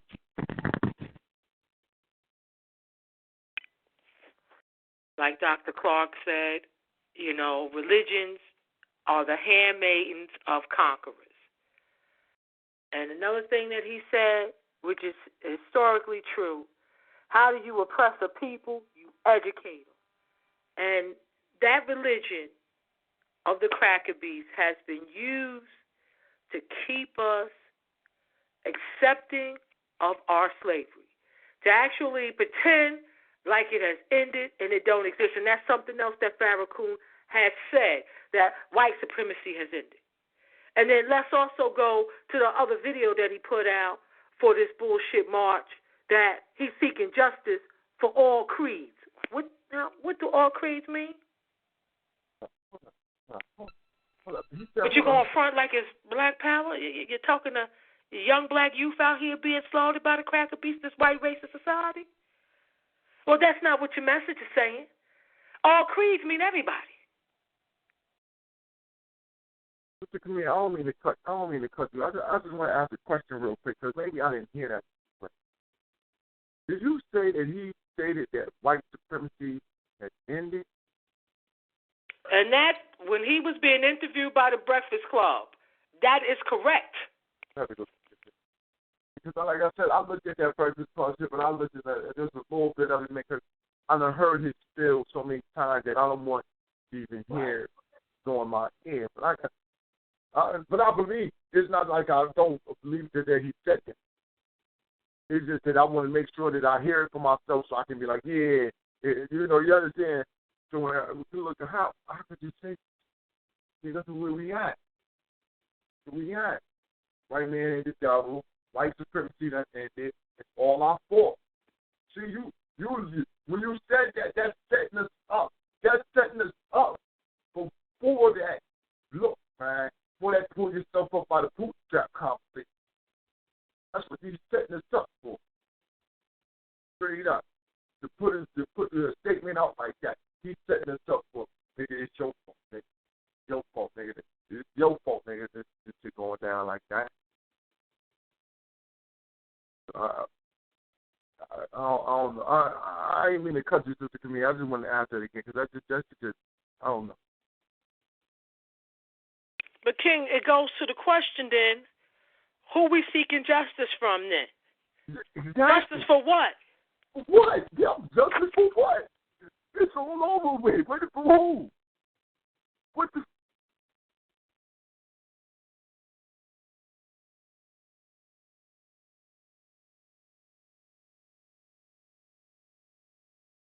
God damn. He's full of a tell him he needs to shut his goddamn mouth. So just don't say nothing. And again, we're pretending that, like Dr. Amos Wilson said, another way that we keep ourselves, but the way they keep us enslaved mentally, because this is what we're talking about now, right, is to disconnect you from your history. Okay? We are supposed to pretend like we ain't get here through kidnapping and all kind of horrors. And that shit ain't supposed to mean nothing to us. All right? We're the only people being told to forget about your recent past. It don't mean nothing. All right? But the motherfucking Jews still getting paid for some bullshit that didn't even they getting paid by this government for some bullshit that didn't even happen in this land. Okay? But we're supposed to forget about it. We're supposed to pretend, thanks to, again, I'm getting back on the elders, thanks to the elders, caught up in the religions of perversion, that we shall overcome. Martin Luther King, his dream speech, having a beautiful African child, holding the hand of a cracker beast, low-life child. All right? That's the shit that we came into the world to. And to me, that is so offensive. I mean, what they have done to us mentally to make us, listen, they got us out here like goddamn pawns. All right? We've been murdered, all kind of shit, because we don't know that we at war. We don't know that slavery hasn't ended. We don't realize we still in a motherfucking slave society. And as I said before, and as others have said, that white cracker house, that goddamn plantation in D.C. is a symbol of it, and we see that shit and don't even make no connection because we've been educated to be disconnected from our history, not to make those connections about what our real reality is, and that's why we can have most of our men in goddamn prison, all right? So that's why, to add on to that, that's why we can have a fucking a conversation about let us get rid of the fucking Confederate flag, like the motherfucking stars and stripes ain't got more blood on it. Black power. Shit. What y'all talking about? Get rid of the, we gonna get rid of the Confederate flag. It stands for racism. Bitch, I've seen the claim. I've seen these things. Over 1 million of these crackers was marching in D.C. with the stars and stripes. One no goddamn Confederate flag with them. They all had the stars and stripes. And as I say this statement right now, I don't want to hear no shit about white supremacy is ended. It was 4.5 million Klan members, 1940. 4.5 million. Tell me how many times have you seen a used Klan suit for sale?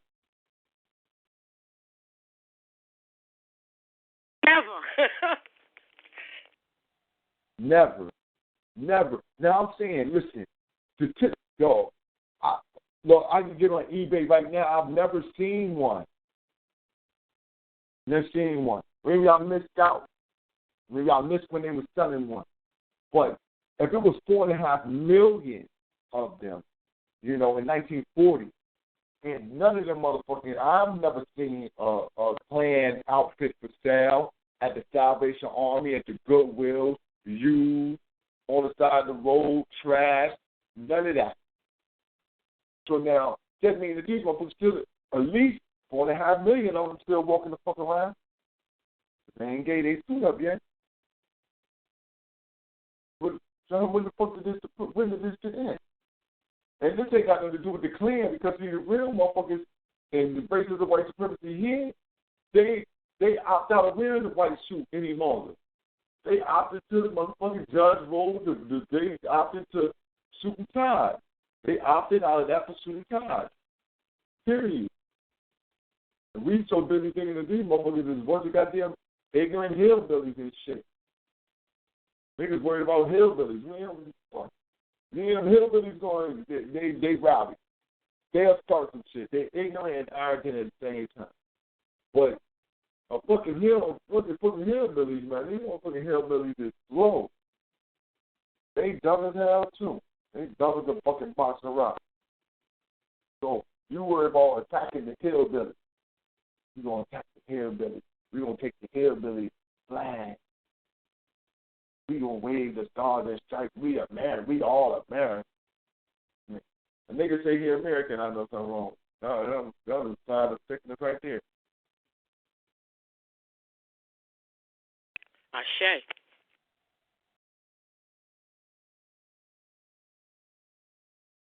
That's one of those things that they have us caught up in that paradigm where we're fighting. Any flag that they use is blood-stained. We have a flag. It's red, black, and green. Any other flag, you know what I mean? We can look at it, you can pull some, you might pull some red, you might pull a red, yellow, and green one from Ghana on me, and I said, I'm like, all right, that's but I'm saying, as a Pan-Africanist, and one who's looking for global African supremacy, I have one unified flag. It's red, black, and green. Any other flag than that, any European flag is good as the toilet paper I used to wipe my ass earlier. So this is how I'm saying it. So when we see this type of thing, that's that other fight, and then we have so-called leaders pushing us into that fight. We gotta get this guy down. We gotta fuck out of here. Fuck out of here. So Derek Hunter, I can't believe y'all listening. That's just fucking shit. How are you going to tell us justice for else? Again, how can you say justice for else? If you're telling us that white supremacy is ended, who are we to seek any justice from? From who? For what? It's straight now, ain't it? They manned up. It's equality or some shit. As far as I know, if that's the word, somebody gonna have to defend that. Oh no, I'm gonna find that. You said that's the Breakfast Club. Ashe. And then you got to see the promo that was sent out. I want to thank, I believe it was Brother Cause that posted that one in the Hangout, or Brother Tim. It was one of the kings that did that. And you will see where he's talking about justice for all, and they come out all creeds. Then you see a panoramic view of cracker beasts and all kind of looking motherfuckers holding American flag. Like, yo, I don't give a fuck about nobody else but my people. The only people that done endured a my outfit, who blood is soaked in this goddamn land, is our people. Our people. Okay? We the only people. Let's deal with the civil rights bullshit, right? If it was so effective, it was so real, why every 5 years they still got to vote on Congress got to pass the Civil Rights Act? If we're citizens, if the dream of Martin Luther King, Michael Luther King came true, why every 5 years? Only for us now, right? It ain't for the Chinese, ain't for the motherfucking Latinos, sloppy poppies, ain't for the motherfuckers come from India, Pakistani, all these other motherfucking places. Only our people. Every 5 years, the Civil Rights Act has to be renewed. Every 20 years, the Voting Rights Act has to be renewed. Why would something have to be renewed if it's real? If we got natural citizen rights like everybody else, if this ain't a slave fucking society when it comes to us, why does that have to be renewed? So what have we actually really gained? Not a motherfucking thing. But lies. The illusion of inclusion. The lie of it all. And that's what's most offensive. And that's what got the majority of our people fucked up in the game. Yes, ma'am. A lot of motherfuckers don't even know that. Yeah, every 5 years? Yeah, every 5 years, nigga. Motherfuckers don't know that. Yeah. I ain't voted for shit since 2000, since when I graduated from high school. When I graduated from high school, Bush, no. Gore was running for presidency, and Bush was coming. I'm 18. I'm gonna vote. And when I seen what they did with that, and then after 9/11, nigga, I ain't voted since. And I'm a convicted felon, so it don't matter no way. But yeah, niggas don't even know that. So motherfuckers say you can vote. A vote without a dollar don't mean shit. Yeah, exactly. Black power. Yo, what? We got no interest. We don't have no interest. We got to vote without vested interest. Ain't worth nothing, man. What you doing? You just throwing your shit out here. Man. And I don't remember last time. I remember voting. This motherfucker campaigning the whole thing. He campaigning goddamn $25,000 plates. And you think motherfuckers is paying that to eat the food? Yes. Real talk, right? Motherfuckers ain't. It has to be in the form of a plate, so it don't look like just a direct bribe. That's what it is. Bribes. You taking bribes to you become president, nigga. And if you made a hefty donation, he ain't gonna forget about you. That's how politics run. A vote without a dollar ain't shit. Nope. You made a healthy contribution on. Like a brother born, still on the ground. Oh, the Red Back Red movement. Oh yes, they've donated heavily to the. You don't even see, and to show you right, it don't matter what. You don't have to be from no faction. You can be independent. Oh, how much you gave? Oh, all right. Now, what you was asking for again? All right, let's see if we can work that out. It's better they don't even know who the one individual is. They just see a hefty donation come from some organization. When Eazy-E got caught up, he didn't get caught up, but the cracker having annual raisers, right? If you motherfucker was donating this a hefty amount of money into charity, nigga, you can come meet the president, eat dinner with this nigga, right? Ain't no Easy E who was a nigga who that year, that time was the leading nigga, the leading philanthropist, and he was a nigga. See what I'm saying? So they don't be knowing. They know they got money. Yeah. They just look at it. Yeah, the whole, what's this? FOG, what's this? Red, black, and green. They don't know. Tom, they donated $250,000 towards your campaign. Well, what do they want? They want gentrification to stop in Negro communities. Then fuck it, they'll give it to them. Who cares, right? And then later they'll say, hold on.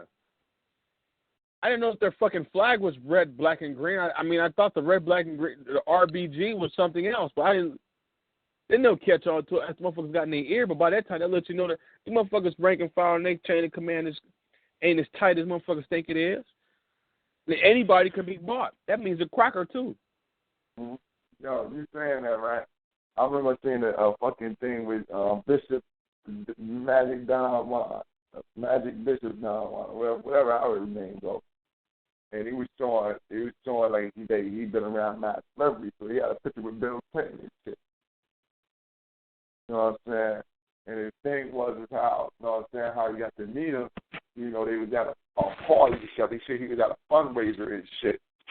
So you know that thing that you say, like a mother don't know exactly who's gonna be there, whatever. They just know you paid to get in. You paid. So you get your complimentary picture too. And that's what it was. It was about, you know, who put that donation in, they're obliged. If you pay $50,000 a plate, $25,000 a plate, and everybody in here get a picture, I get a picture. Well, it's fuck. That's why I love Idi Amin. Idi Amin was like Marcus Garvey in Africa to me. Okay, what nobody say. He was a murderer. Prove it. Show me one credible source that wasn't tainted by Europeans. And the one source he did, even when the French tried to told him, if you listen to one of the first 3 minutes of that video, the most informative, Uganda has never known poverty and has always been self-sustained in food and agriculture. That's all you need to know right there. Feel me? Now, once you hear that, and then they get to telling you, well, when the economy was bankrupt when he kicked the Asians out. What the fuck were the Asians doing there? The motherfucker ain't never experienced poverty in itself naturally. Mm-hmm. He took Gaddafi a long time. He got it though to get Libya self-sufficient in food and water. But Uganda naturally self-sustained in food and water. You don't get nothing from a poor people. And Asians know money more than anybody. Asians taught Europeans trade. The Asians know. They society is dead and dim. We was talking the other time about Chinese pollution and so forth, and China couldn't sustain 5 years self-sufficiently on their own without Africa, without any resources. So we need to reassess the worth of Africa right now. You see what I'm saying? Niggas need passports. And niggas talk this, but this is another niggas on. Even when you got passports, though, they still picking and choosing what niggas is leaving.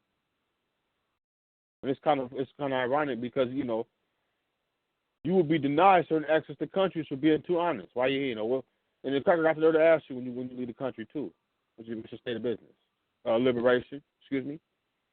Yeah, liberation. Business of pleasure. Asking you what the fuck you doing there for business of pleasure. As if it matters. But yeah, more radical niggas is they know they got whip for that in the 60s.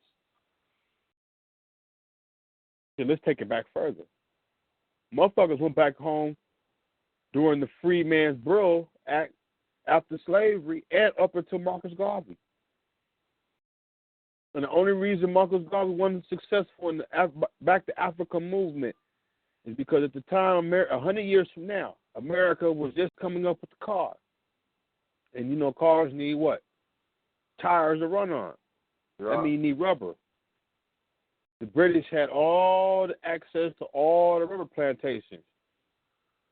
So when you talk about countries like Sierra Leone and Liberia and Africa, French and English colonies, these are when motherfuckers, remember, the English beat all these colonies with abolishing slavery in their homeland. But they still did business in their colonies. So all these colonies, if you look at the European nations, France to this day has the most Africans in Europe. In Europe, the most densely populated Africans are in France. So both France and America felt the need to have some kind of homeland set up for these Africans to go back home. Via Liberia set up for America and Sierra Leone for France.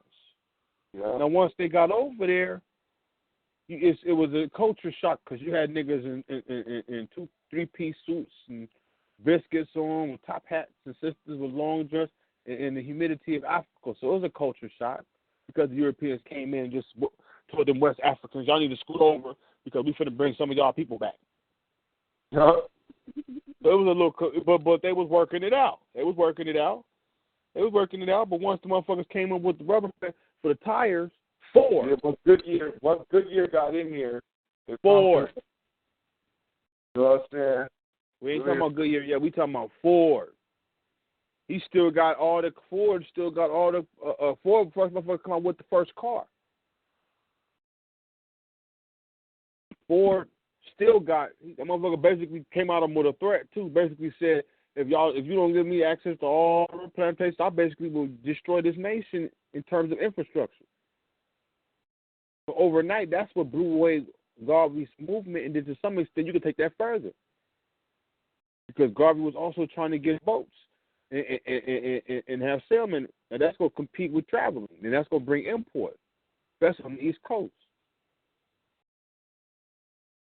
And the only person that took to that and still was successful and got shut down, Elijah Muhammad, when he had that fish movement, that fish market.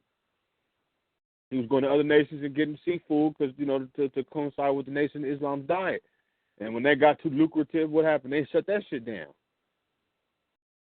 So I don't think, ain't nothing on we didn't came up with a lot of reinventions and liberation at this point, in my opinion, is the only thing that's left to do because we can get on there and scream for a whole day on all the ways we've tried. Now we need to say fuck it.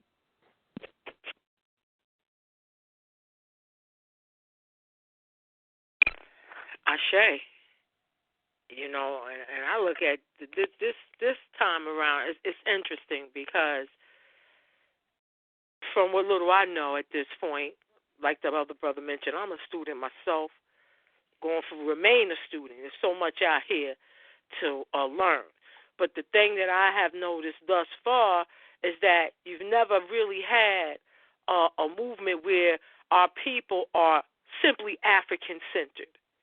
Ain't fucking with none of the religions of perversion, none of the fucking cracker beast ideology, And I just really look at it as being the seeds turning into seedlings that the master teachers planted through their work to bring forth this time.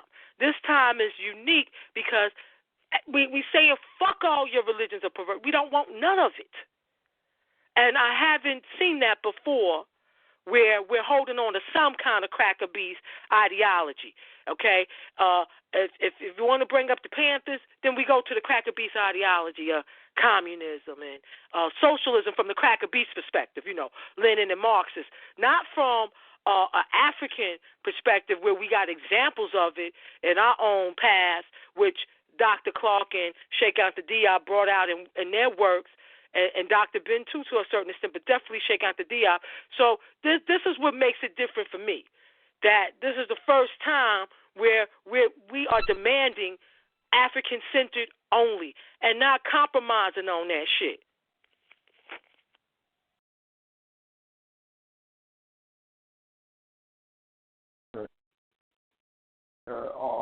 I wouldn't go as far. I wouldn't go as far as to say this is the first time, because I think that would discredit them first slave ships of individuals who came over the slave boat with sand filling their mouth. I think we are the children of those direct. I understand what you're saying, Sister Connect. You know what I'm saying? But yeah, I think you know what I'm saying. This generation is reflecting more on that African who came right off that boat with sand still in their mouth. That's the first. That's what like Dr. Clark said. That's what Pan-Africanism started. With the first group of Africans who, when they were getting chained up, God damn it, they knew the objective of nationality. They knew the significance of land, and they took mouthfuls of sand and put it in their mouth so they could have something from home to take with them to this wilderness, whatever the fuck you want to call it, this new world. So, you know what I'm saying? And a lot of us still got that taste of Africa still in our mouth. We were born with that taste of Africa in our mouth. You know what I mean? From those Africans who came over with that sand, you know what I mean?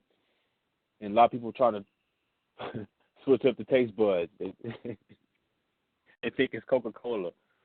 They think it's this, they think it's that. Nah, man, that's your mama calling you home.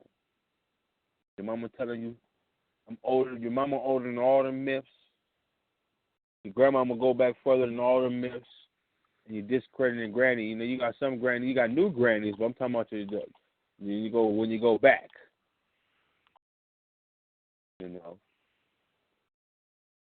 So yeah, this is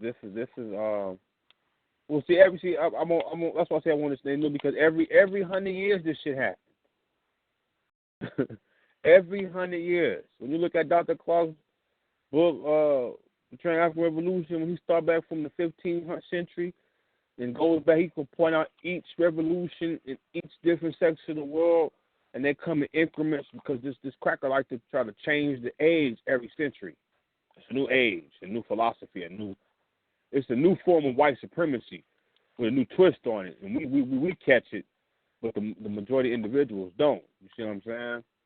So yeah, there ain't nothing new under the sun. This is it's just another. He's just changing the face on a lot of things. He's trying to revise the new Rome, and it's kind of funny because, like Brother Little put in the chat room regarding Greece, but see, the reason why they letting Greece fall, that's because of China.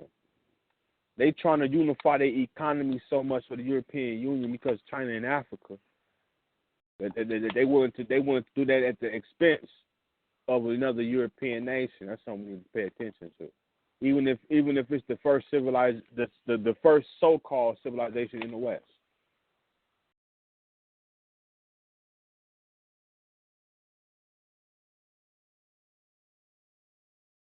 Yeah.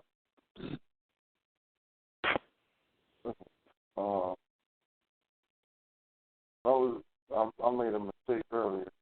So it wasn't Goodyear that was inside Liberia. It was Firestone. That's who was before. It was Firestone. I remember Goodyear because Goodyear sold for the first tires. But inside of Liberia, it was Ford and Firestone together, because they had a joint venture rubber in Liberia. That's what it's called. That's what it's called. Make sure that we're giving out correct information. 1926, Firestone and Ford went into Liberia.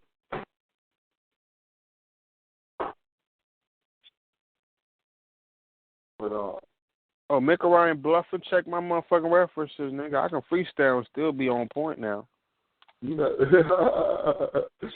I ain't about no computer. I don't be about no computer. Check my shit if I'm lying. I like when niggas check my shit. No doubt. No, because I made a statement, so I wanted to make sure that what I said was correct. So when you check that, so let me make sure I know what I'm saying, because I just, you have information in your head, and we have so much that sometimes, things get misplaced. And I'm getting this. I'm quoting Professor William Mackey. I've checked the references, that he brought, but the context in which it's coming from, on how, it was contextualized, because it's already been known that Ford got the plantations from Liberia, but the context in which, how it applied to us and Marcus Garvey, the first person I know to break that down was William Mackey. So I'm going to cite my work. I'll cite, I didn't come up with that concept. Mm-mm. Yeah. Well, it was correct. So then, Ford was there. That's where he was at. He was in Liberia. Now, since you buy a computer, type in Freedmen's Bureau, Brother Bourne. Okay.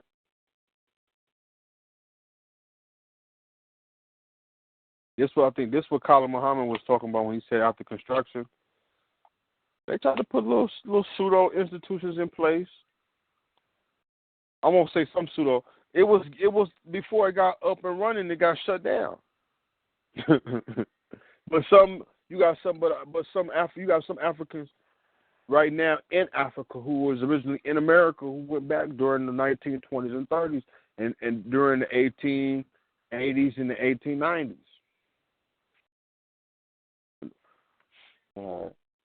The Reconstruction, 1865 to what they give Reconstruction to 18.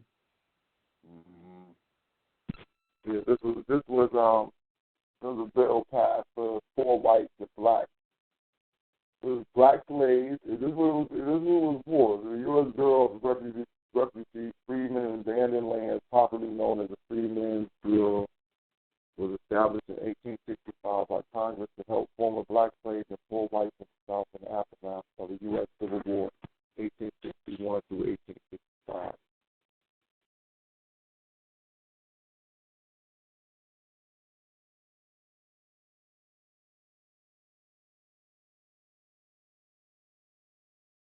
The act was March 3rd, 1865. The bill supervised all relief and educational activities relating to refugees and freedmen, including fixing, rations, clothing, and rations. The bill also assigned custody of confiscated lands and property in the former Confederate states, border states, District of Columbia, and Indian Territory. The Bureau records were created and maintained by Bureau headquarters, the Assistant Commissioners, and the State Superintendent. My car, the car is here.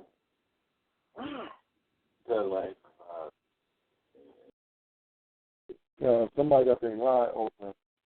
You got your line open, and we can hear you talk.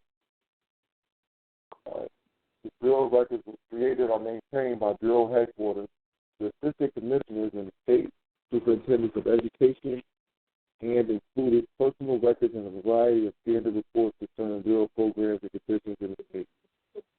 The Freedmen's Bureau.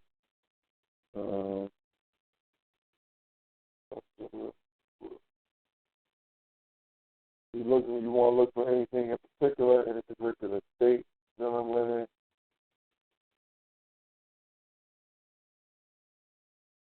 I don't know the website you're reading it from. What website are you reading from? Freedmen's Bureau. That's freedmensbureau.com. I apologize for that. Matter of fact, I'm going to take that link. I'm going to throw it in the chat room right now.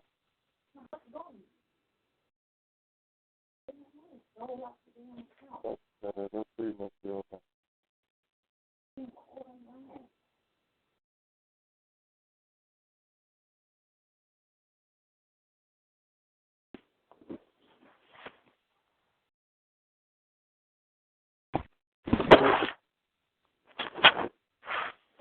They got the state navigation: Alabama, Arkansas, Florida, Georgia, Louisiana, Mississippi, New York, North Carolina, South Carolina, Tennessee, Texas, Virginia, Washington, D.C. And what in the hell? That definitely. Wait a minute. Why was they confiscating New York? What was going on in New York? Sister to me always say New York is slave state. All up there, and then it's some slave type shit up there. They feel this is like the South up here. Well, I learned that thanks to Brother Minkarab putting me on to Professor William Mackey.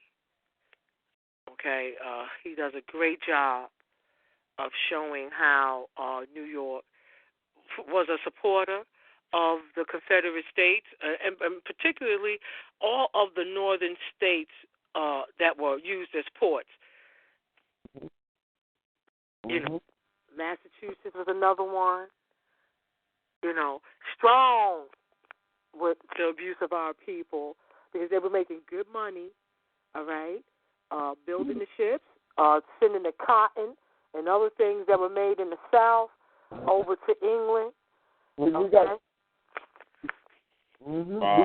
Eli Whitney here. We got good old Eli Whitney right here in New Haven. The maker of the cotton gin. We got good old Eli here. This was a major port up here. See, motherfuckers didn't know, like Sister Camille said, motherfuckers don't even know. When they got Abraham Lincoln in the office, well, he wasn't officially in the office because the nations divided when the North took him on, right? This nigga hired terrorists of the day. Because when that shit split, like Sister Camille said, the South was still doing well. Because the South was still exporting resources, cotton, other agricultural resources to England, to Europe, and was doing very well. So the North was kind of getting starved out. So this nigga, I can't remember. Damn it, I can't think of this nigga's name, but he was a terrorist of his day. And what he was doing was he was sabotaging the railroad line. He was blowing up railroad line. He was the Osama bin Laden of that time, and it's really funny because these were tactics used to destabilize. You would think the same country that 100 years would be unified, but that's something to keep in mind. So remember, it's terrorists because the South was saying what they said was a republic. And they stood by that shit, and they was the bread makers, so they get to dictate policy to some extent. But the North was still practicing slavery. They just more hypocritical in their slavery. So that's a context to keep in mind. You know what I mean? Regarding those people who big up Abraham Lincoln, that motherfucker was an ambassador. Well, I see this shit, a prime minister or whatever who was put in a position to unify and use that to come to power. That's why another cracker shot him in the noodle. And I think Abraham Lincoln was a Jew. That funny top hat. Can anybody show me a website or a link that tell me what Christian denomination he was from? I mean, they always try to say he was mixed. They try to say he was mixed. He was a mixed breed. Right, the white thing used to put out little political shit.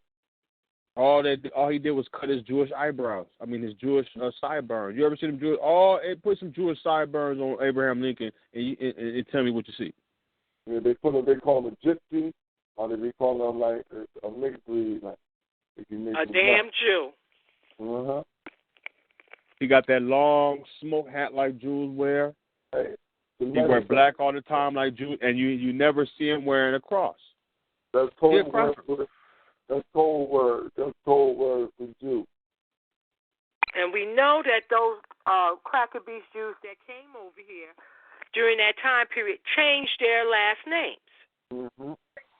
Again, thanks to Brother Mikara with that Professor Mackey, who I want to shout out the UAM because that's where that lecture was held. This was in 1993. He exposed all of that. It rocked me because, you're thinking that your last name, for those that done looked it up to see what Cracker Beast was involved in the kidnapping of your people, you're thinking that these last names are of WASP, as they call them, or the English. Nah, these motherfucking last names, a lot of them are motherfucking Jews. You know what I mean? Yeah. People I grew up with, last name Brown, Davis. Yeah, all the Jew names. Motherfucking Jews. Lopez. Can I add on something small to that, family? My add-on to that is that I've heard y'all speak of the Jew and his characteristics as if being Jewish is a race. we have to remember that being Jewish, or those that claim a Jew, is just an identity that they gave themselves. So we can't associate phenotypes, characteristics, physical features, all the same shit, and throw them underneath the man-made title of a Jew. You're just going to call them what they are, the father of evil, or the cracker beast. And that's just all I wanted to throw to that, because when you do that, you're giving them too much power, and you're giving them what they want, and you can't get an enemy what they want. Well, I'm using Professor Mackey's terminology in describing that these individuals are Jews. These are Sephardim and Aska, the ones who first changed their name to Cisus, Lopez, Brown, Davis, and Sister Camille, saying these were Sephardim Jews. Now, when it comes to Ashkenazim Jews, they do have a genome for them motherfuckers, which is very, very, very weird. And Gozi could be one to break that shit down. But they do have a genetic profile for Ashkenazim Jews. But what I'm saying, family, and I'm not disagreeing with the work of that brother, and I'm not going against what you're saying. Well, we all know that the individual, the created creature who calls himself a Jew, that's not what he is. So all I'm saying is that we give him the proper identification of what he really is and not what he wants to be. That's all I'm saying, yo. I hear you, King. A cracker beast is a cracker beast is a cracker beast. Ain't that how you say, Brother Boy? A cracker is a cracker is a cracker. Yeah, it's what it is. You go. But, I understand the purpose of what Brother Mekarai is saying also. This, for the purpose of the work, when you're going in and you're dealing back into history, and if you're going back and looking at and seeing exactly what's going on, you're going to need some identification markers. You know what I'm saying? You'll need, so that's the purpose of at this point in time, to be having an idea. I agree with that, Brother Bourne, but what I'm saying is that if you call him a Jew, even if you call him an Ashkenazi or sporadic, or even if you want to call him a Falasha, you know what I'm saying? We're going to separate the Falasha for what I'm going to say. But that's not their identity of a people or who they are, so we have to call them by what they are. That's all I'm saying. And their identity marker is of just that. If you throw them under a microscope, you're not going to go, well, oh, these genetic markings say that this is a Jew. Because if you do that, then you're giving the Jew the man-made identity of that always existed. And that's not true. But I'm going to leave it alone, because it seems like this is something that's not going to be agreeable on. So we could agree to disagree. No, we're in agreement. I get what Brother Minkara and what Professor Mackey was dealing with, because the topic of discussion was to combat the lie that you had black traders out here pushing, that these people who are these cracker beasts who claim this religion, Judaism, were our friends. And so Professor William Mackey and Dr. Clark, who were in this lecture, were showing how that's a lie, and they were showing it through, through history, So y'all not in disagreement. That's what I'm saying, King. We're not in disagreement.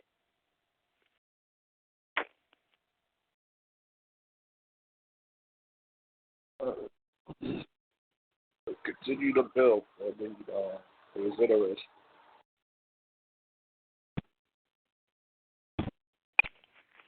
Sure, I just think it shows that all of these religions of perversion were, in part, played a major role in our enslavement and the institutionalizing of it, which gave forth to capitalism and gave forth to this invader society, at the end of the day.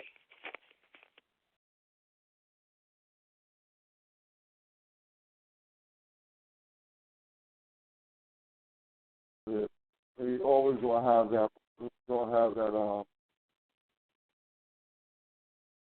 You're always gonna have that come up as adherence to religions of perversion and those who bring it to it.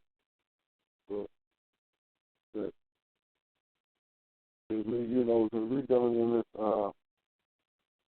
We doing this when we're gonna get this out to the people. I still ask the question.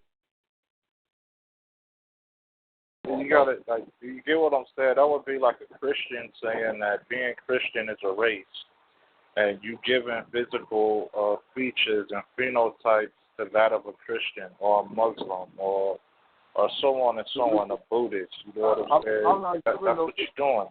Look, I'm not giving a physical. See, this is what's going on, right?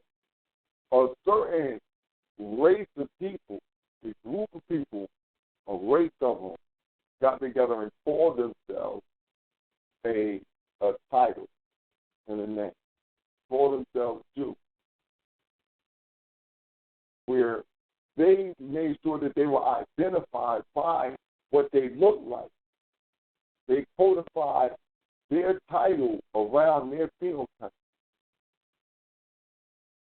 This is the Ashkenazim that I'm talking about, the Khazarians.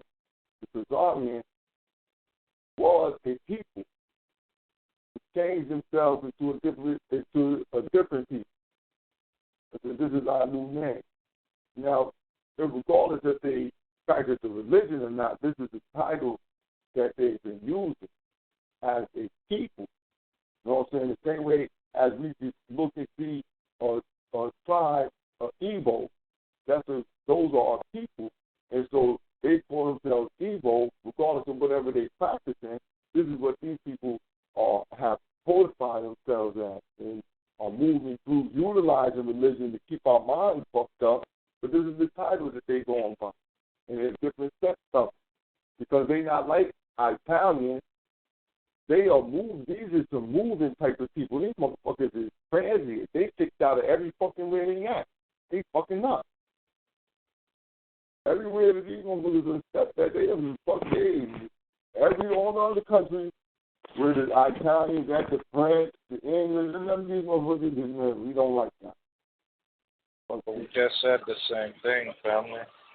You just broke it down a little bit more deeper. You said that they are people of a race or culture that gave themselves a title to identify themselves as. And that's all I was saying, is that we should not identify them by the title that they have given themselves.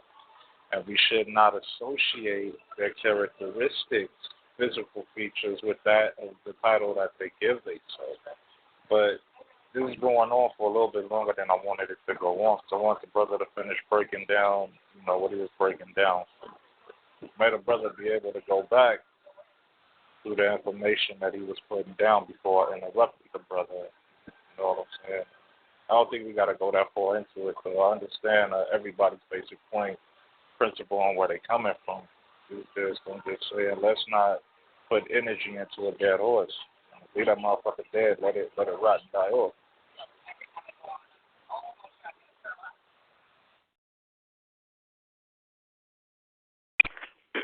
My brother, what's your position on what was one of the main topics that Brother Bourne had threw out there to the family on the Farrakhan so-called declaration of justice or else, and Farrakhan in particular? I don't like Farrakhan, and I think everybody know that. I don't like the Nation of Islam, and I think everybody knows that. I've never liked Farrakhan nor the Nation of Islam, even when I was a Muslim, and I think everyone here knows that I don't agree and I do not like anything, person, or celebrity or false idol who wants to attach itself to any form of religion. And as far as what Farrakhan is doing, I only watch the video that we went over earlier. I can't really stomach too much of any information that Farrakhan puts out. And I didn't even watch all of that. I probably watched it only up until like the 6-minute mark. Because I just can't sit and allow myself to listen to the verbal poison that man puts out. I don't think, well, I'm not going to say I don't think, I know that there is nothing good that Farrakhan and the NOI or the FOI can do or produce anything that will be helpful in our fight for liberation for our people. And I think that it's best that those who choose to be within the likings or the association with the NOI or the FOI or Farrakhan for that nature, that's their lane, and that's not a lane that I choose to share. So, you know, they can stay in their lane and do their thing and practice their politics and their form of whatever you want to call it. You know, they beliefs or whatnot. And I don't have no time for that, and I don't have the physical will to allow myself to even be around the poison of it. You know, that's pretty much what it is. I can't really critique and go further into it because I haven't really sat down and stomached it all. So, you know, I don't even have half of the information that he put out in my mind. So I can't give a really good, qualified answer for that. That's the best answer I could give you. Well, Ashe, I'm not mad at that answer. Black Power, King, that's real. So, the line is open. Think Tank Thursday. You know. The topic is on the table. You know what I mean? Or else what? That's the real question. Or else what? Why? What kind of threat is this? You know what I mean? Why would you put out an empty threat like this? Who are you threatening? And what are you threatening, about? What is the repercussion of this threat? Knowing that, being people who've been around, we definitely don't put out idle threats. And we know that when people are threatened, if you don't follow through on the threat, then more than likely the threat that you've made will then turn back on you. I don't take threats lightly. People make threats to me all the time. I don't pay no attention. I live by a code of conduct that if somebody's going to do something to you, they're not going to tell you. You know what I'm saying? We don't live in by Italian mob rules or by man-made Jewish mob rules or, somebody say, I'm going to come whack you. You know what I'm saying? You should go in one ear and out the other because a real soldier ain't going to tell you, when he going to take your final hour or your last breath from you. He going to catch you slipping when you don't see him, when he feel that time is right and do it. There is one thing that Farrakhan did put out that turned on a light bulb. And, he did say that everyone who comes in contact with him ends up, being arrested. So when a man of your stature puts that out there and he starts naming all of these so-called entertainers or whatnot, my thing is, I've already seen that everybody who comes in contact with this man or who has a sit down with him, that immediately after that, some action takes place. And for him to sit there and act like he has no acknowledgement of that or like he's not a part of that happening, just shows how fake and his character of who he really is. Now, a lot of people are scared to speak out against this man and feeling that their life or their family or things of that nature will be threatened. And in the past and even in the current state, it has happened. You can't live your life in fear of anybody, no matter what threats they put out, no matter how big an organization they're a part of. Even if this man has followers who will go and do the dirty work of assassinating somebody for his defamation of character. You can't live in fear like that. Man. You live in fear like that, you have no control of your life. So how long are we as a people going to let shit control our life? We got that problem from every angle right now without dealing with people, of this magnitude. Anyways, I'm kind of rambling on, so... Like I said, I would like the brother to get back to what he was building on. But if not, carry on. Don't let me fuck up the flow of things. You know what I'm saying? Brother, I just want to add on to that before, the King pick up where he left off at. That's a good point because the way he said that was as if to say that means the enemy who he didn't name, we're going to assume the government, see him as a threat. That's why they arrested people that he talked to, when the reality where it could really be looked at and should be looked at, that's a sign of an informant. that right after a motherfucker sit down with you, all of a sudden now they arrested.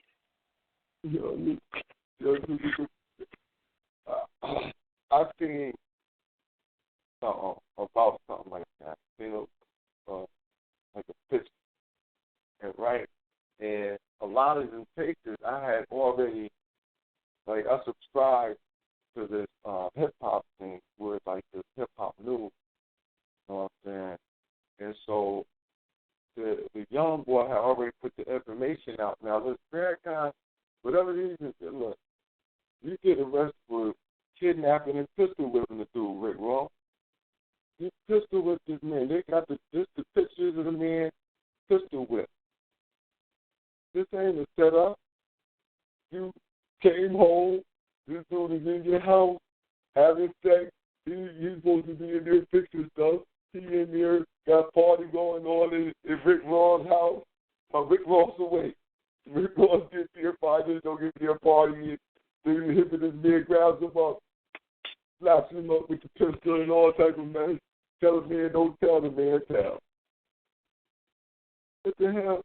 They got nothing to do with Farrakhan.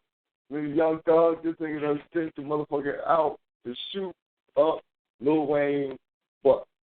Sends his manager out to shoot Lil Wayne Buster. This is young thugs manager who shot the bus. Got the crap. You know, and it's funny you say that, Brother Born, because then that takes another turn on that statement, because he brought up fucking faggot-ass Puffy. Like he mentioned, the people that he mentioning like they got arrested, you know, to infer like they doing something to free our people. Nah, these are the motherfuckers that's helping to perpetuate our mental enslavement, to bring the sickness of the cracker beast further into our minds. I mean, again, Puffy's a homosexual. You mentioned that faggot Young Thug, straight fag, who shouldn't even be allowed to come nowhere near a goddamn mic. No, that's real. Like, what the fuck's going on here?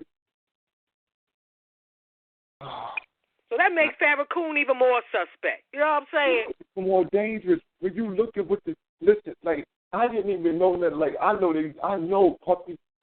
They got the video of him. They got video, man. The man beat up. They got this shit. Man, you busted. You did this. This ain't like nobody set you up. You was all sudden you was just riding and whoop, whoop, whoop, whoop. We found drugs in the trunk. We found drugs in the trunk. Whoop, whoop, whoop. We finally read illegal guns. No, man. God. No, this ain't that type of shit, man. Well, look, then I could say maybe that. Damn, I'm like, all them niggas just got pulled over and caught with something. That might be suspect. But when they got video of you, just or you choking the man out and shit, you know, this man come to the damn he in the hospital all swole up from getting goddamn gun buddy. Well, he didn't get that to his damn self. This man ain't pistol with himself. You had a party at your house, you called up and you whooped you with a gun, man. This ain't got nothing to do with Farrakhan. Farrakhan, what the hell are you talking about, man? Unless you telling me you helping these niggas perpetuate that shit. Is that what you telling me? I obviously ain't got no problem with the cracker beat sexual perversion. Because, see, I'm glad Brother Raheem brought that up. Because now you got me going again. For him to mention motherfucking Puffy, this who you holding up in front of the babies.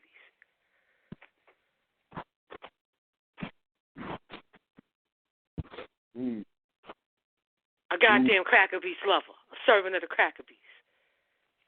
And the rest of the truth. Farrakhan running game.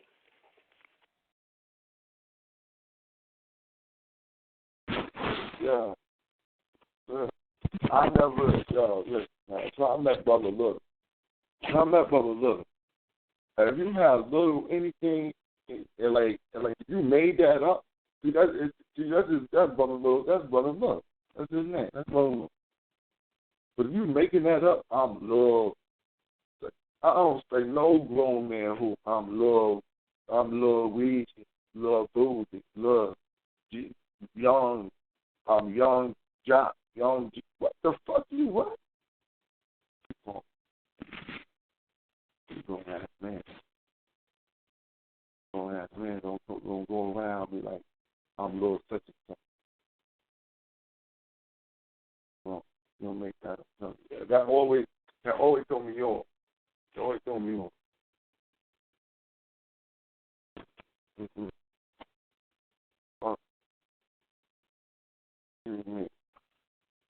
But I definitely see something very peculiar about that. Like, I see that he's listening to these people and how they all of a sudden go to jail. So they went to jail because they met him, because he met them. And they think he can help put influence, really impose them something that's going to change their ways. You just take these niggas straight to Scientology. I'm telling you, listen. Trust me on this. Trust me on this. You already got Dougie Fresh already. You know he got done. Hey, dog already inside the Scientology. That nigga got the chicken wings, motherfucking franchises and everything out that shit. Trust me. This nigga like, yo, listen. He gonna bring him. Look. Yo, this is where Tom Hanks, this where Tom Cruise, and this where the big dog celebrities at. Want to be up here in that big dog round, really know what's going on. Come on. Bring these niggas in. All right? Come on. We go right up we going into the motherfucking Planet Xeno, man. Going to Xeno, nano, and the rest. So I'm telling you, that's what, because that's, see, Scientology need money. And they need a recruit. And so black people need something new right now. They know this old shit ain't going to work, and that NOI shit ain't going to work either. None of that religious shit, Islam, Christianity, none of that shit, all that shit's out the door. So they need something new. So how can we give them something new? You know what I mean? Without really telling them we're giving them something new. Let's give it to them through the, always through the rappers. Always through the rappers. Let's give it to them through the media. Let's see, Papa, let's give it to them. We're going to give it to these Negroes here. Give it to these Negroes, and these Negroes take it, and they're going to disseminate this information and bring them all in to the chat. You really get relief from all this racism, white supremacy, and all this. And it don't exist no more. When we act in our mind, it don't exist no more. You don't see white people doing nothing wrong now because they can't. It just won't affect them like that. Just that through. All that shit. It's started coming down. Smell it coming down. And the lines is open. Black Power, View 48. Logan Funeral Ground Radio. Pink Tank Thursday. Shows Farrakhan ain't got no problem lying to the people, too. Okay? Because I'm stuck on the Puffy shit now. All right? Because let's remember now, Puffy's the motherfucker who came out with a flaming fag as his right-hand man, and that shit was allowed to slide. What was the motherfucker named Farnsworth? Yeah. Farnsworth, yeah. Okay. What? What's the difference between Puffy and a preacher? Not a goddamn thing. Both of them making money off our mental enslavement. Mm-hmm. Even the gang met with Puffy. The gang met with Puffy. I mean, with Farrakhan, with Farrakhan. The game at the Farrakhan. I've seen it, and they act like now he locked up. I've just seen it. Muslims put it up. They know why put it up. I said the game. The game ain't go. The game beat a fucking police officer up at a basketball game. You busted. This ain't no. Somebody set you up on that. You thought you big brolic game at the basketball court. You big brolic. You don't like nobody. I guess you was playing D on you do hard. You beat the police up at a game. There's mad people around. This is not a setup. It's at the game. Because how do you know that they didn't behind closed doors conspire for that whole scenario to play out like that? Knowing the game's temper and seeing how game has handled many altercations, in the past until current, knowing that would be his response, was getting locked up. And we've seen in the past with dealing with the same man that he has the voice, or so-called, I don't want to say the power, but he can make shit like that happen. It's too ironic that it happens too many times, man, and it's made to look like he ain't got shit to do with it. I'm just saying that, listen, man, the things that's happening don't look like no setup. It look like shit that'll happen. It seems like you said, he a hothead. And he'll be at the basketball court, and he probably done fought plenty of other people. But they ain't been police officers. For them, it just went over. It was over with. I wouldn't doubt that happened plenty of times. But I'm just saying that, some of the things that these people going to jail for, this shit that niggas, look, we talking about niggas. We talking about niggas. Niggas do some shit. Talking about our people, man. Our people do some shit. Niggas will don't like you and will call their managers and listen, man. These niggas, because Young Thug just got booed in New Orleans. This is the show. They booed him down. Movies was doing the show inside Atlanta. Joker called this. Joker told him to go shoot at this Joker. Boy, and the manager locked up right now for it. Then caught him with the weapon and everything. But, especially that shit with Rick Ross. He beat him. The man was caught partying in his house, supposed to be in there working. Thought Rick Ross was going to be gone. He come home, find this nigga in there partying. Let me ask you a question, though. If you and your family, right, you come home, and it's some niggas you ain't never seen partying in your crib, you're going to have the same reaction. They go off. Exactly. That's what I'm saying. There's some shit that could happen. So that's what I'm saying. I'm not looking at it like it was something like, well, the police was after them and just locked them up because they met with Farrakhan, and that's why they going down. That's what I'm saying. I can't see some of these incidents as being that's the reason why they got locked up. Like you said, with the game, that could be. It could have been that a cop was there and pressed them just to get a charge on them because he had done already just caught another charge. He had just had to pay off some money. So that could be. But I can't see with the puppy beating up the coach about his son. I can't see. Like, that's some shit that'll happen. Right, and it's really quite deceptive of Farrakhan to paint it like he's revolutionary. And so after they met with him, because he about our freedom and getting at the cracker beats without saying that, he's implying this is why they got arrested. And it's fucked up because, it's like a motherfucker, in my opinion, trying to steal the legacy of a man he helped or played a part in being taken out by the crackers, by this racist society, Dr. Khalid Muhammad. You're not that brother. And then the name the people that he naming who are completely up in the head of the goddamn cracker beasts, Gluteus Maximus, like Puffy and other motherfuckers that the brother just mentioned, is also insidious.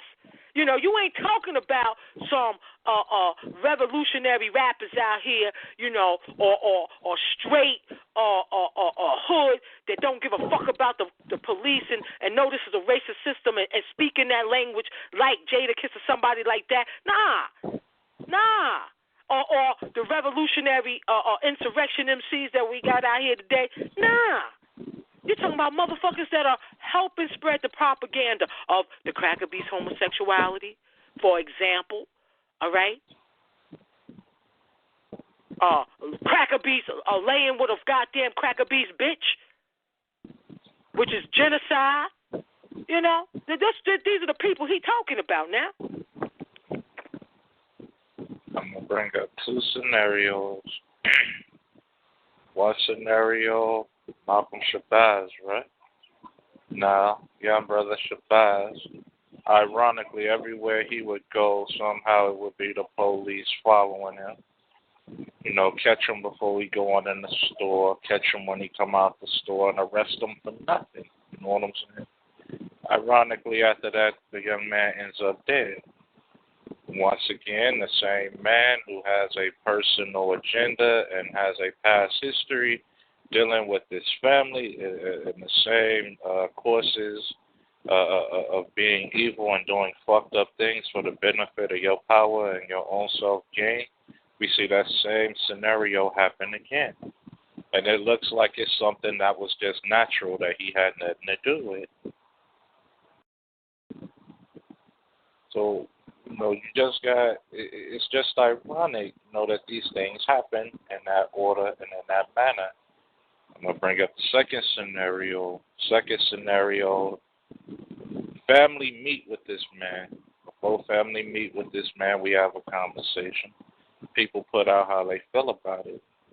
Ironically, after family meets with this man, now there's a problem amongst family members.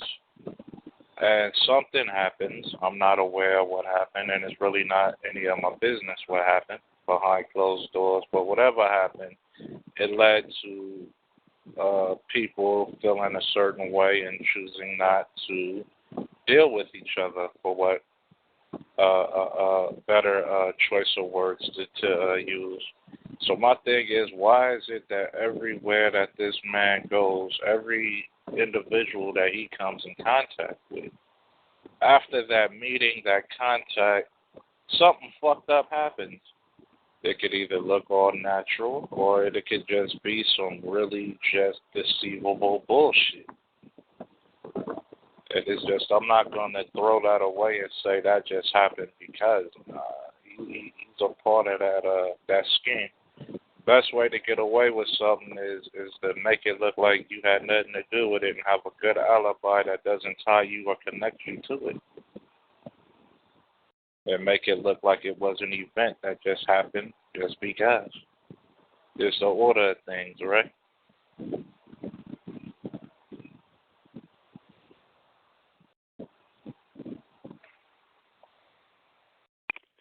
Well, you know, can't nobody convince me that the Cracker Beast don't have him on the hotline. Because what he did to Dr. Khalid Muhammad, I can't let go. You took an order from the very monster that you say is a devil to turn against your son. Your son, man. He brought the nation back. And you turn against him for speaking with you. Well, you were part of his education, as he also acknowledged. Dr. Ben and Dr. Clark also were great influences on him as well. You know, they were educating him at the time too. But you're the man. He called you his spiritual father. You know, despite all that you had done, the man still showed you that respect. And all the Cracker had to do was call you, and you give a press conference denouncing him. And we supposed to look the other way? Fuck out of here. I agree with that, but what I see that this man did, and if you look at his record, the history, he made sure that the shoes that he walked in leave gold footprints, but it didn't work out that way. He actually leave footprints stained in blood. You know what I'm saying? But his position, every time his position has been threatened by somebody else, that individual who threatened his position is no longer here. And this man still has the same high-rank, authoritative position that he's had since the death of Malcolm X. And he's not trying to get that up for nobody until he's on his deathbed. He wants to live the life of Fard Muhammad. He wants to die on his deathbed holding that position of power. He's so arrogant within himself, is so filled with jealousy that he can't stand to watch someone else take his position until he's dead. He doesn't have to hear it, see it, and be around it. And to keep that right, he's took on a position of a cracker that I will kill, and I will, get my footprints stained in blood to hold my position and make sure that my legacy and that my family is straight.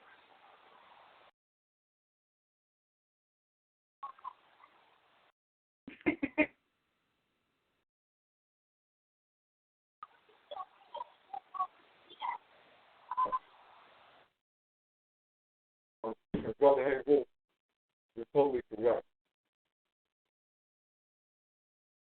about not wanting to see the legacy leave the system without the For years, he's had other men groom. Now he's re-grooming a new class. As I said, he made them all. Everybody who wanted to be a laborer in a line. Mandatory, gotta go through Dianetics. Gotta take. So, right there with that, it's deep for this stuff. So, he collect off of that, get paid off of that, get paid for everybody to bring in.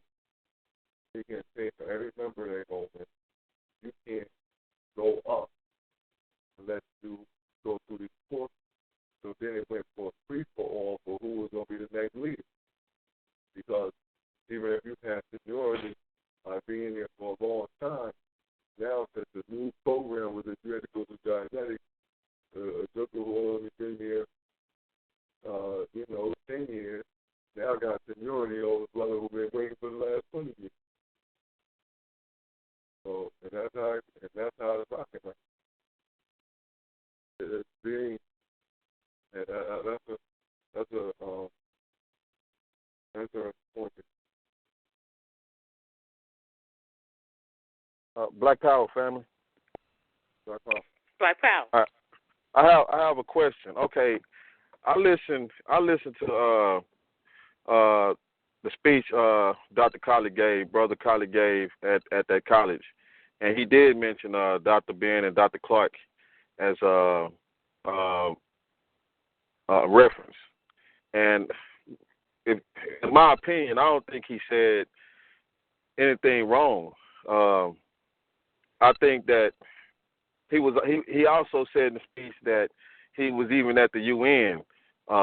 So he was a powerful brother. He is a powerful brother, and he had contacts in Africa with Idi Amin. So I'm thinking, why? I mean, what did he do wrong? It seemed like he was putting feet on what the whole purpose was. That's what he did wrong. That's what he did wrong. He didn't know that it was really for show. He took it to the heart and dealt with it as reality. He didn't know it was all for show. That it's one big game. He didn't know that they was playing the game. And once you find out they playing the game, you ain't playing. And when you had a position where you was at and you not playing, you never was playing anyway. Oh man, you gotta go, man. You gotta go. And I gotta say, I don't believe that the stuff like, well, Allah, God, whatever, it's not time for us to leave and all that stuff. We need more time. I ain't with that. Even with Malcolm X, me researching, finding out that he was going to the UN also, to bring America before the world court, and again put feet under what the purpose was. And I'm thinking, okay, why didn't the Honorable Elijah Muhammad or whoever was like, all right, let him do this, because at least he's doing that, and we'll deal with this over dinner, But protect that man, because we're gonna back this. He even had Dr. Martin Luther King, if I'm correct me if I'm wrong, had him on board. I'm like, man, that would have stopped a whole lot of this stuff, man. So again, the reason I know for sure that old God stuff it ain't meant for us, because it's too we falling deep into a hole and losing more, So it's a waste of damn time. My personal opinion. If y'all can explain that. It seems like you said it and explained it at the same time. I say. I thought you was going to ask a question, and you said this man going to make your own stuff. Oh, sir. But it's a corporation. Notice there are religions, no matter what title you give it, and no matter what things that they may bring to a community, to the people, it's all part of a brainwashing machine to make you fall for the bait. So I must say that those that sit at the table, that hold that goblet of power, they know how the system is ran, and they know their position, so they just gonna play their role accordingly. And when the shit hits the fan or something comes up, they're just going to either sweep it under the rug, or they're going to come up with a very good excuse that they know that the rest of the world will fall for, as long as they can keep funding their billion-dollar corporation of selling belief and selling sin or whatever the indoctrination is behind their belief system to the people. As long as you'll fall for the bait and you'll keep eating it every time, then sit down and eat and suffer from the effects of the poison.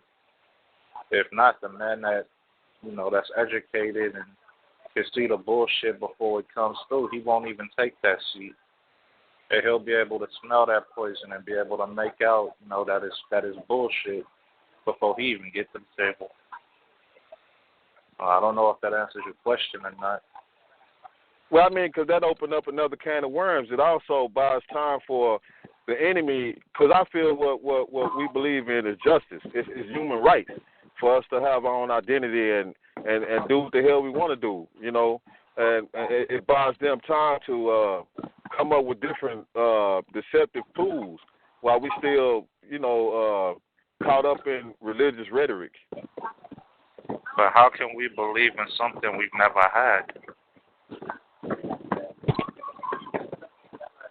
Because you were indoctrinated into it. You know what I mean? Let's not pretend that this shit wasn't forced on us. The shit was forced on us during our enslavement. That's why I can't separate the two. I cannot separate any of these religion of perversions from the horrors that have happened to us as a people. And I also want to bring the family, remind family too, that lecture speech that Farrakhan had. Now, we all heard our grandmothers and even our mamas say, you ain't supposed to speak ill of the dead, right? He gave a speech talking about how Malcolm X and how Dr. Khalid Muhammad were fags. He was implying that they were homosexuals. I heard that. And we supposed to turn the cheek on that shit too? You're right. He did imply that. He did imply that Khalid was homosexual or had been molested or raped or something. That's why he was so flat, so tough, so hard, held the line harder than anybody else. And it was something he was trying to get out of.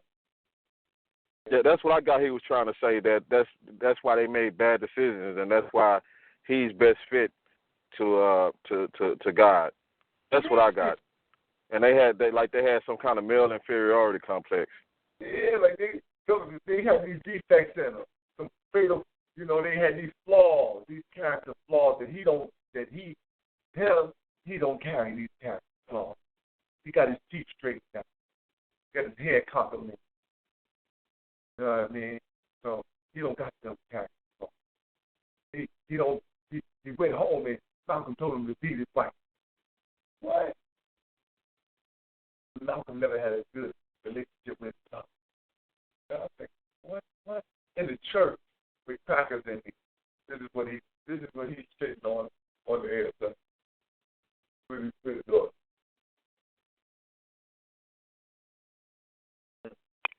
Right, yeah, we have to definitely look at that.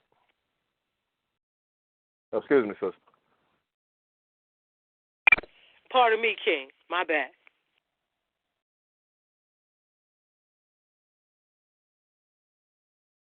Oh, yeah, I was saying that, we should definitely look at that. Yeah, that's just true. We have to look at that. Sometimes, you said, I had some of the things, he done said so many things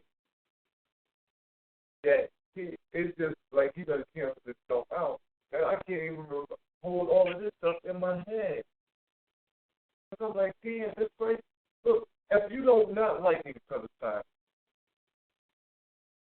if you don't not like it because you kicked college out, you know what I'm saying? Because he gave cheers and props to the killers of Malcolm. You know what I mean? You don't like him for that. At the least, look how he sat on the bus. God, and after they ain't here, Jay said himself. What kind of character is this? These was your friends. One was your mentor. One was the man who carried a pencil and a Bible when you didn't even have your own family like that. Still this thing. Hey, this what you doing?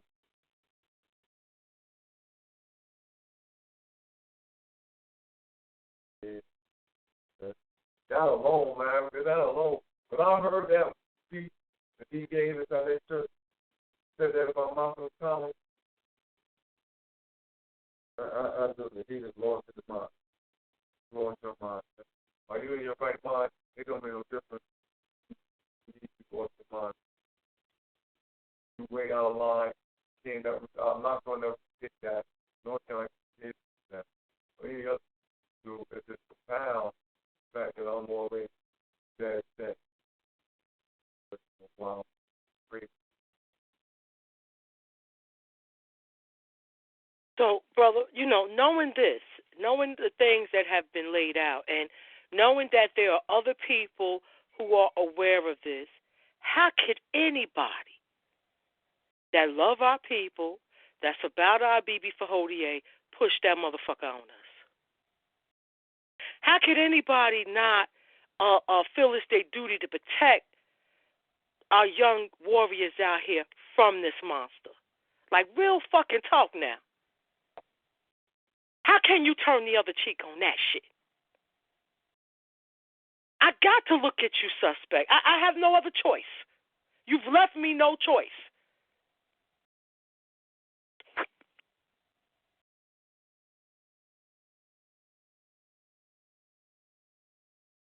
If there's yours complex, that fear that a woman and man put into themselves, that'll actually stop you from moving forward and doing a lot of things, because you're self-defeating yourself through that fear. The fear is telling you can't do this, you can't do that. No matter what I do, this is going to be the outcome, so you're never going to arise to the occasion to carry out what needs to be done, because you've already forced yourself to believe that it's not going to work.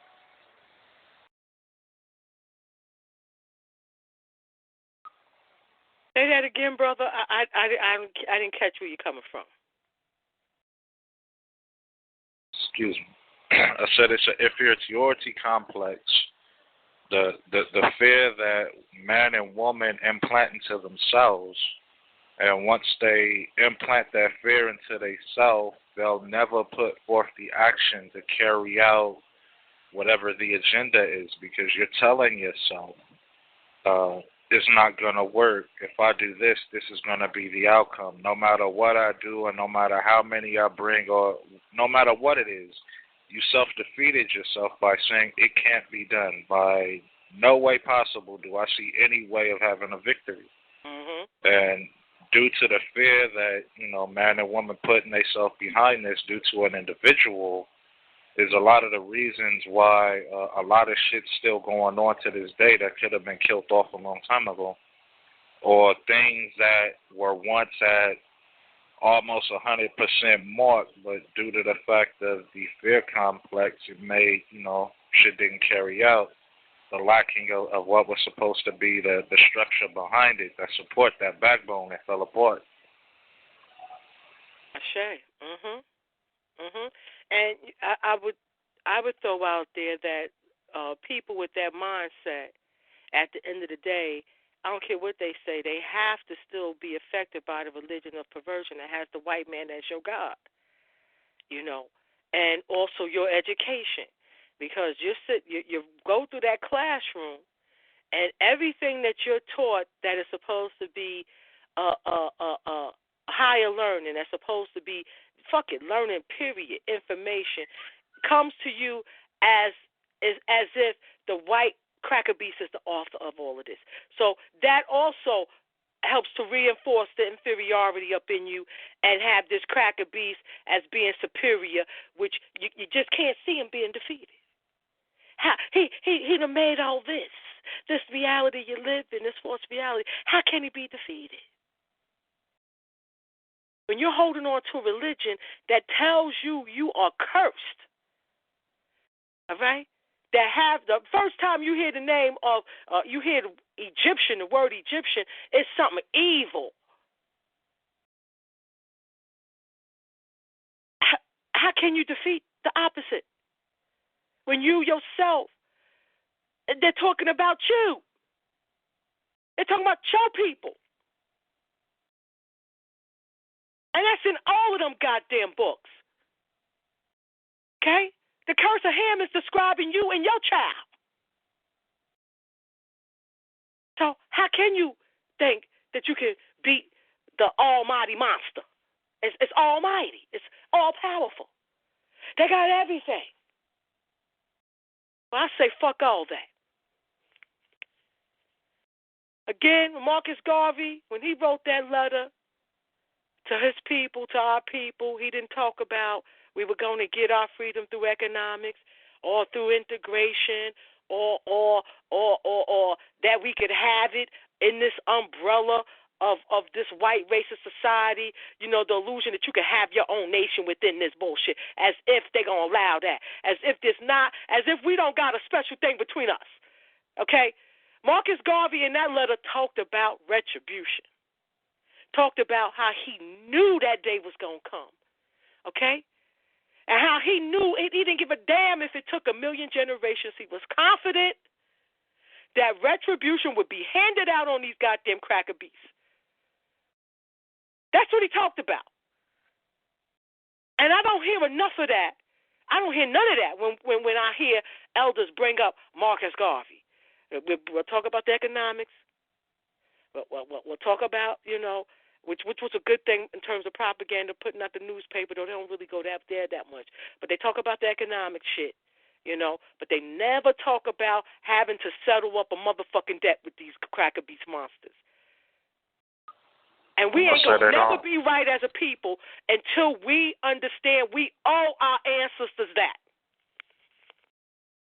I agree with that, but I must say they don't talk about it because they don't have a solution. They don't know the answer to that question. If it's not that, they're not talking about it because they're part of the problem. And if you're part of the problem, there's no way you're going to let yourself be part of the solution. And the things that the elders aren't talking about amongst their people or amongst the youth or even amongst the old, if we don't see it being done, then it's our responsibility to make sure that it's being done, the things that others aren't carrying out. And then once you do it for yourself and you see the response of the people, that should give you a further answer to why it wasn't being done in the first place.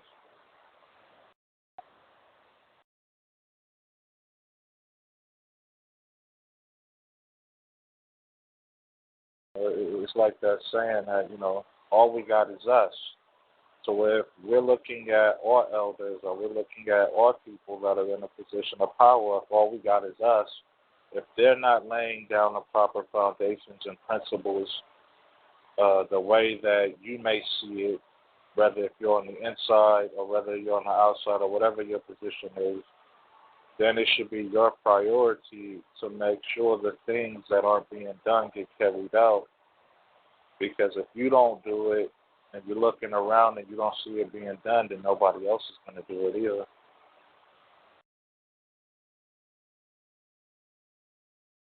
Correct me if I'm wrong, but I was thinking on that also. It seems like we have a part to play as far as just being consumers, because it seems like they, in order to romanticize other nations, the traders are to start insurrections in other countries or whatever. They'll bring the people over here, of course, to feed off of us and show them that this system is a righteous system. And so I don't think we'll be even allowed to have our own economy, because that means that how can other people feed when they come over here? That's just a question. Shay. Our economic system was built on the backs of the raping, pillage, and murder of our ancestors. So therefore, we were their commodity and their resource in order for them to build any economic or any financial plan or backing system or structure or whatnot. So therefore, they make it easy for our enemies to come over here, and they'll make it look like, okay, the system works. It worked for you. You came over here. You got bread. You were able to support yourself. Not only were you able to support yourself and your family, you were able to send money back to your country where you came from, and they got documents for you that they can fill out that lays out basically the yellow brick road for them to be able to come over here and do that shit. But us being here, being the descendants of our ancestors, if the system was built on our fucked up shit that we've been through, the system will never benefit us, and we'll never be able to benefit from it until we redesign and restructure our own system and have no need for their system. Then their system will collapse, because without us, their system don't exist.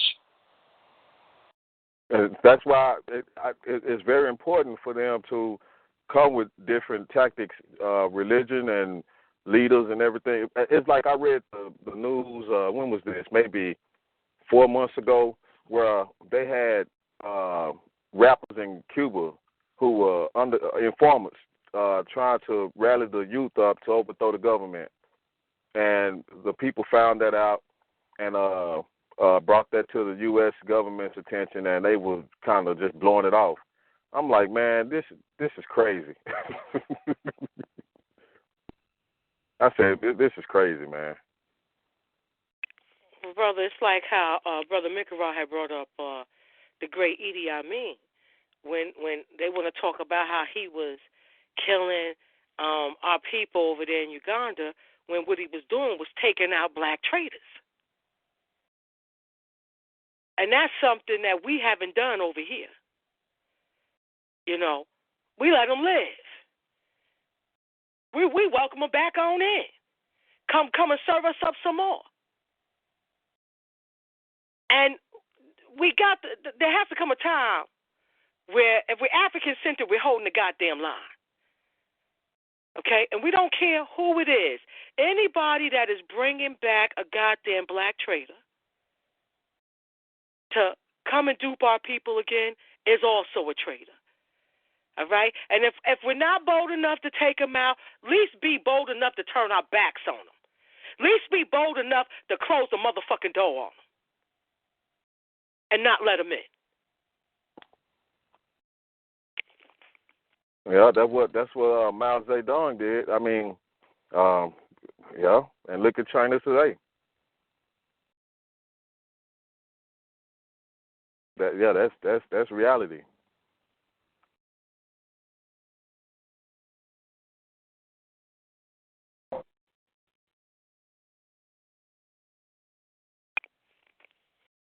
That's why I respect the dialogue instead of just one track thinking. I wanna hear both sides, and I make my decision. And plus with my research also, with the best of my. That's why I can listen and without being angry because I'm romantically in love with the ideology. I erased the whole down board and said I'm gonna start over from scratch.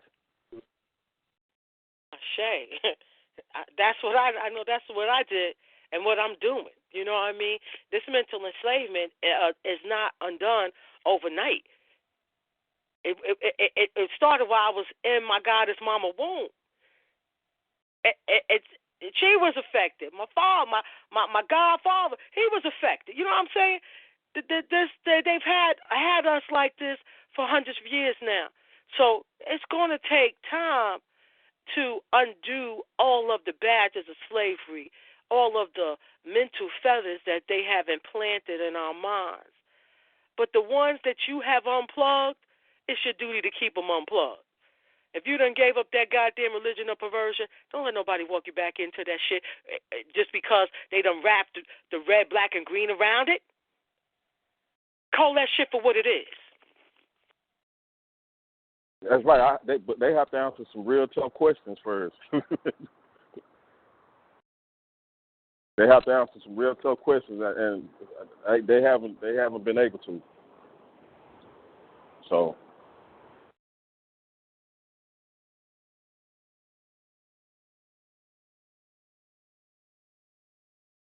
Well, family, so the line open. Anybody else want to add on to the conversation? Want to get down on this conversation right here on airtime else? I think it's a, I don't know where everybody is at. It's a little different here and there, but all in all, I think everybody thinks that he definitely needs to question the answer needs to be had when you have this much influence that we can see, especially through the media and through a vet to be someone who is a leader in the community. We need to understand what is your position, what are your positions on certain things in our community.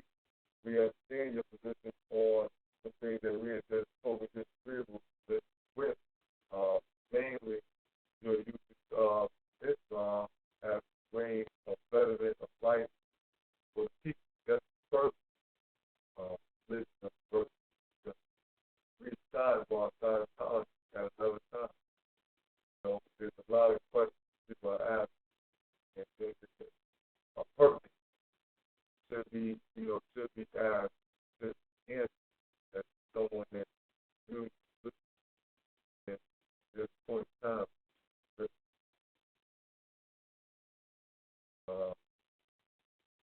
If anybody want to have any closing words, family, anybody want to add on right now, real quick, fine.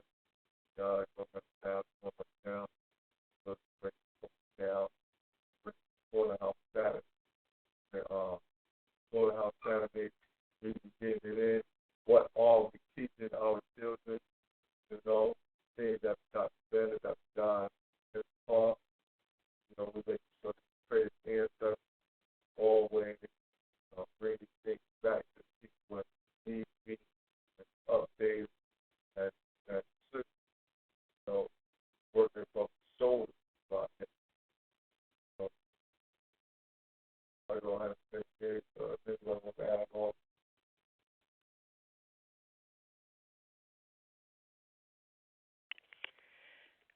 Death to all cracker beasts and death to this racist cracker beast slave society.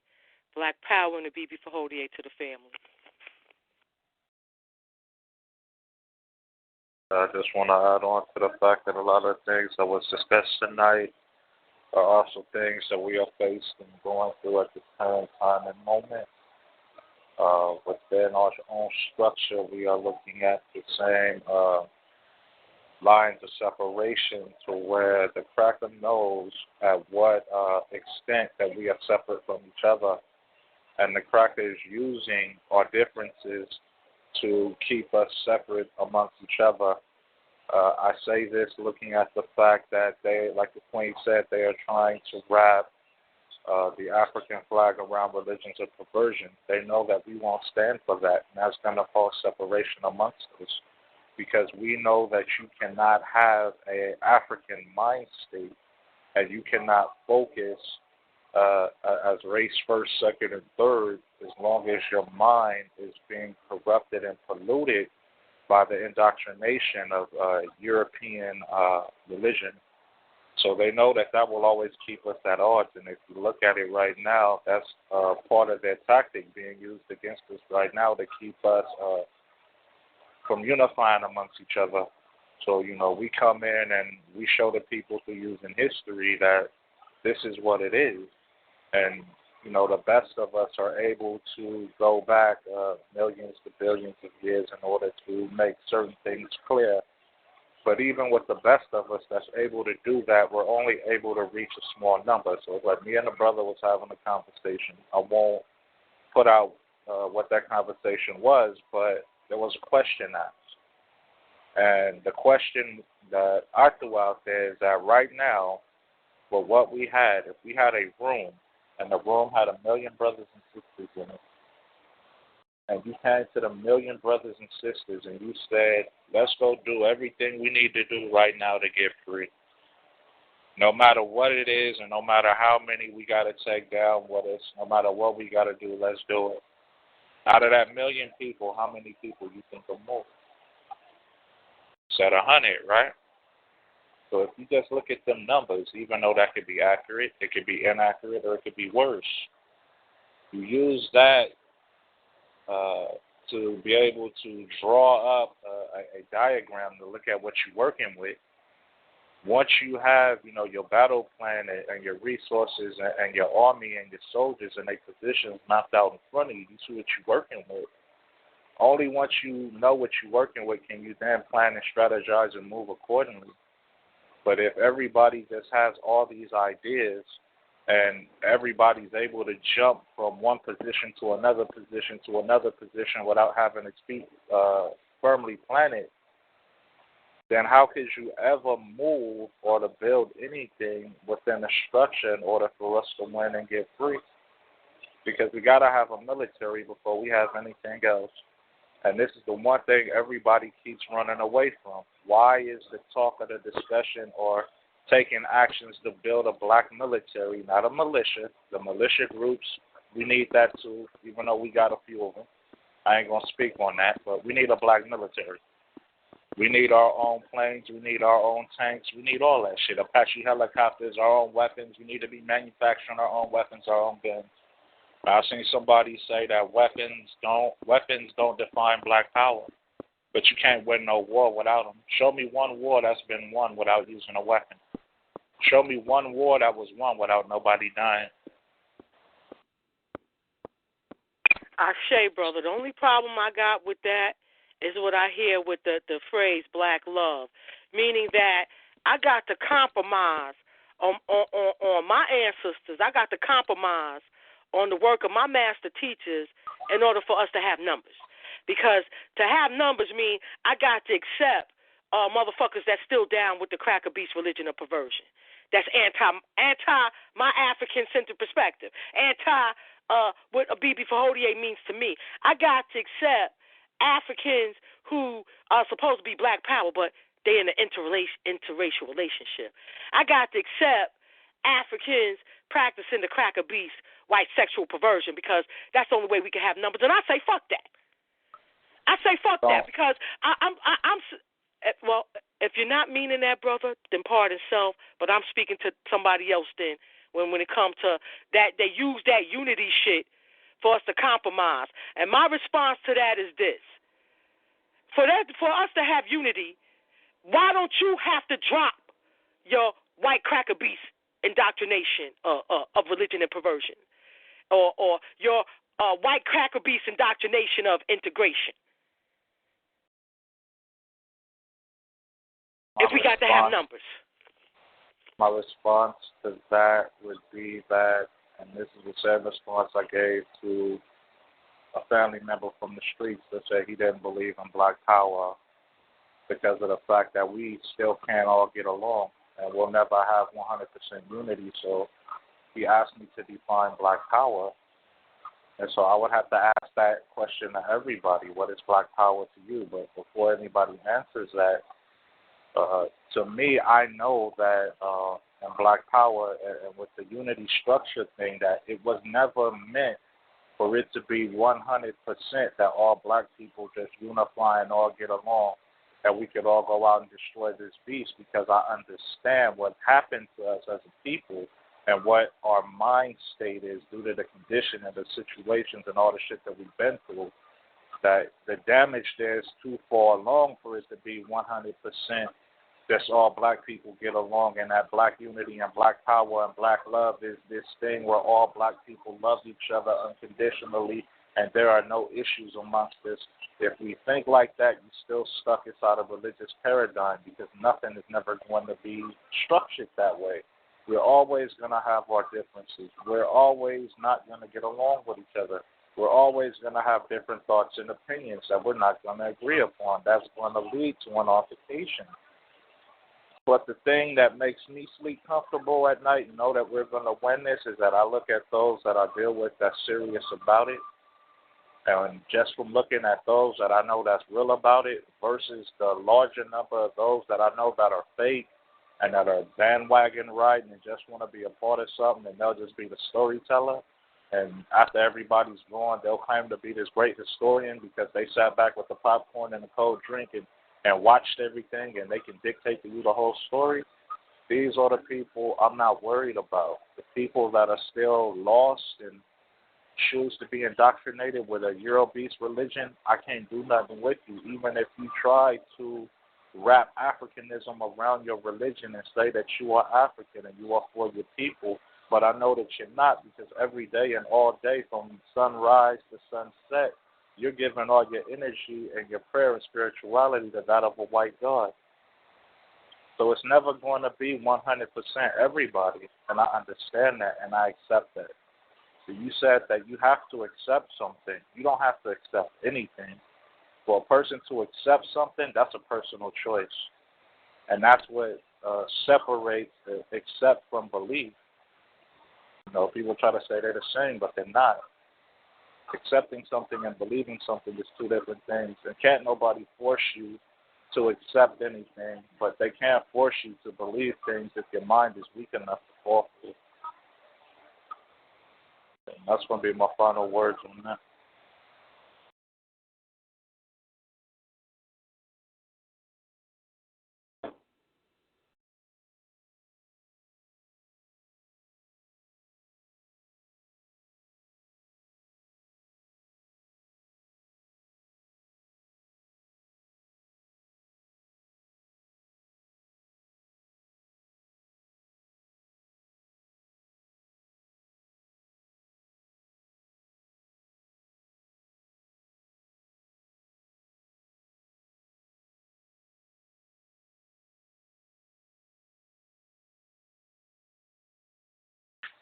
So with that, that's my closing words. Black Power, anybody else got something they want to add on or close out with? Family still on the line, still there. Guest on the line, y'all got something y'all want to add on, you want to close out with?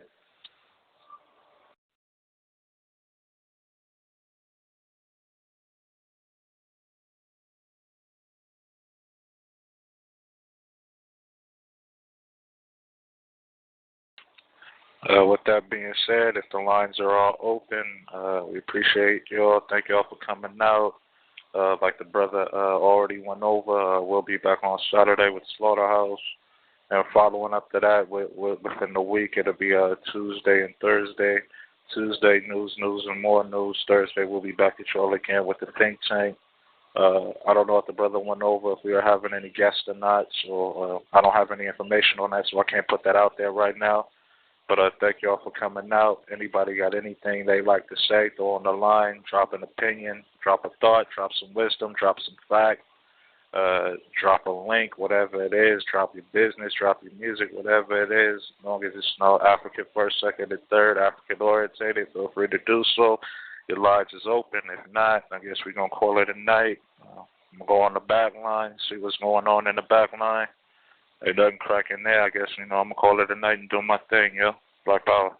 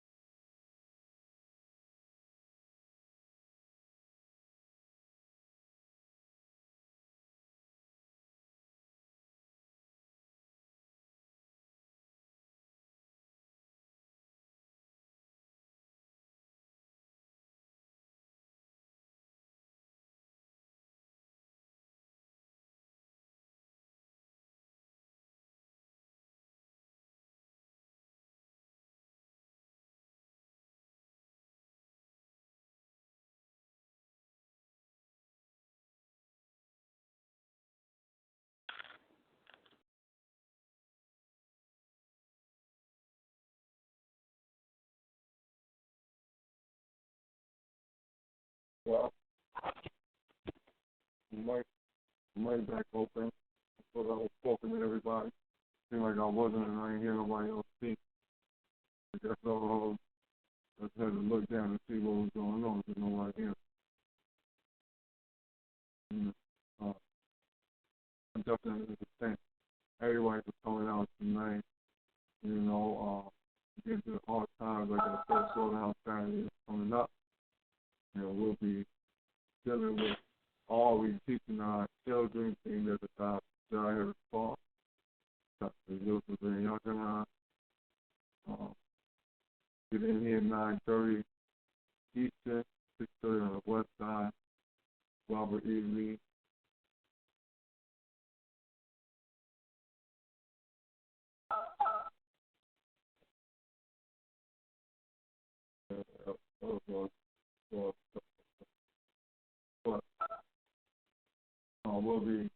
We'll be in on what we teaching our youth.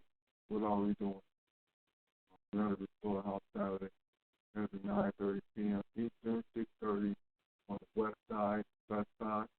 We line up in between. So y'all come on in for that. We'd like to leave like we come in.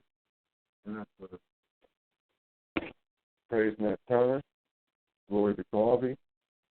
Glory to the Spirit of Dr. Khaled Abdul Muhammad. Praise Harriet Tubman. Glory to Ida B. Wells. Glory to the Spirit of the Venerable Hamilton.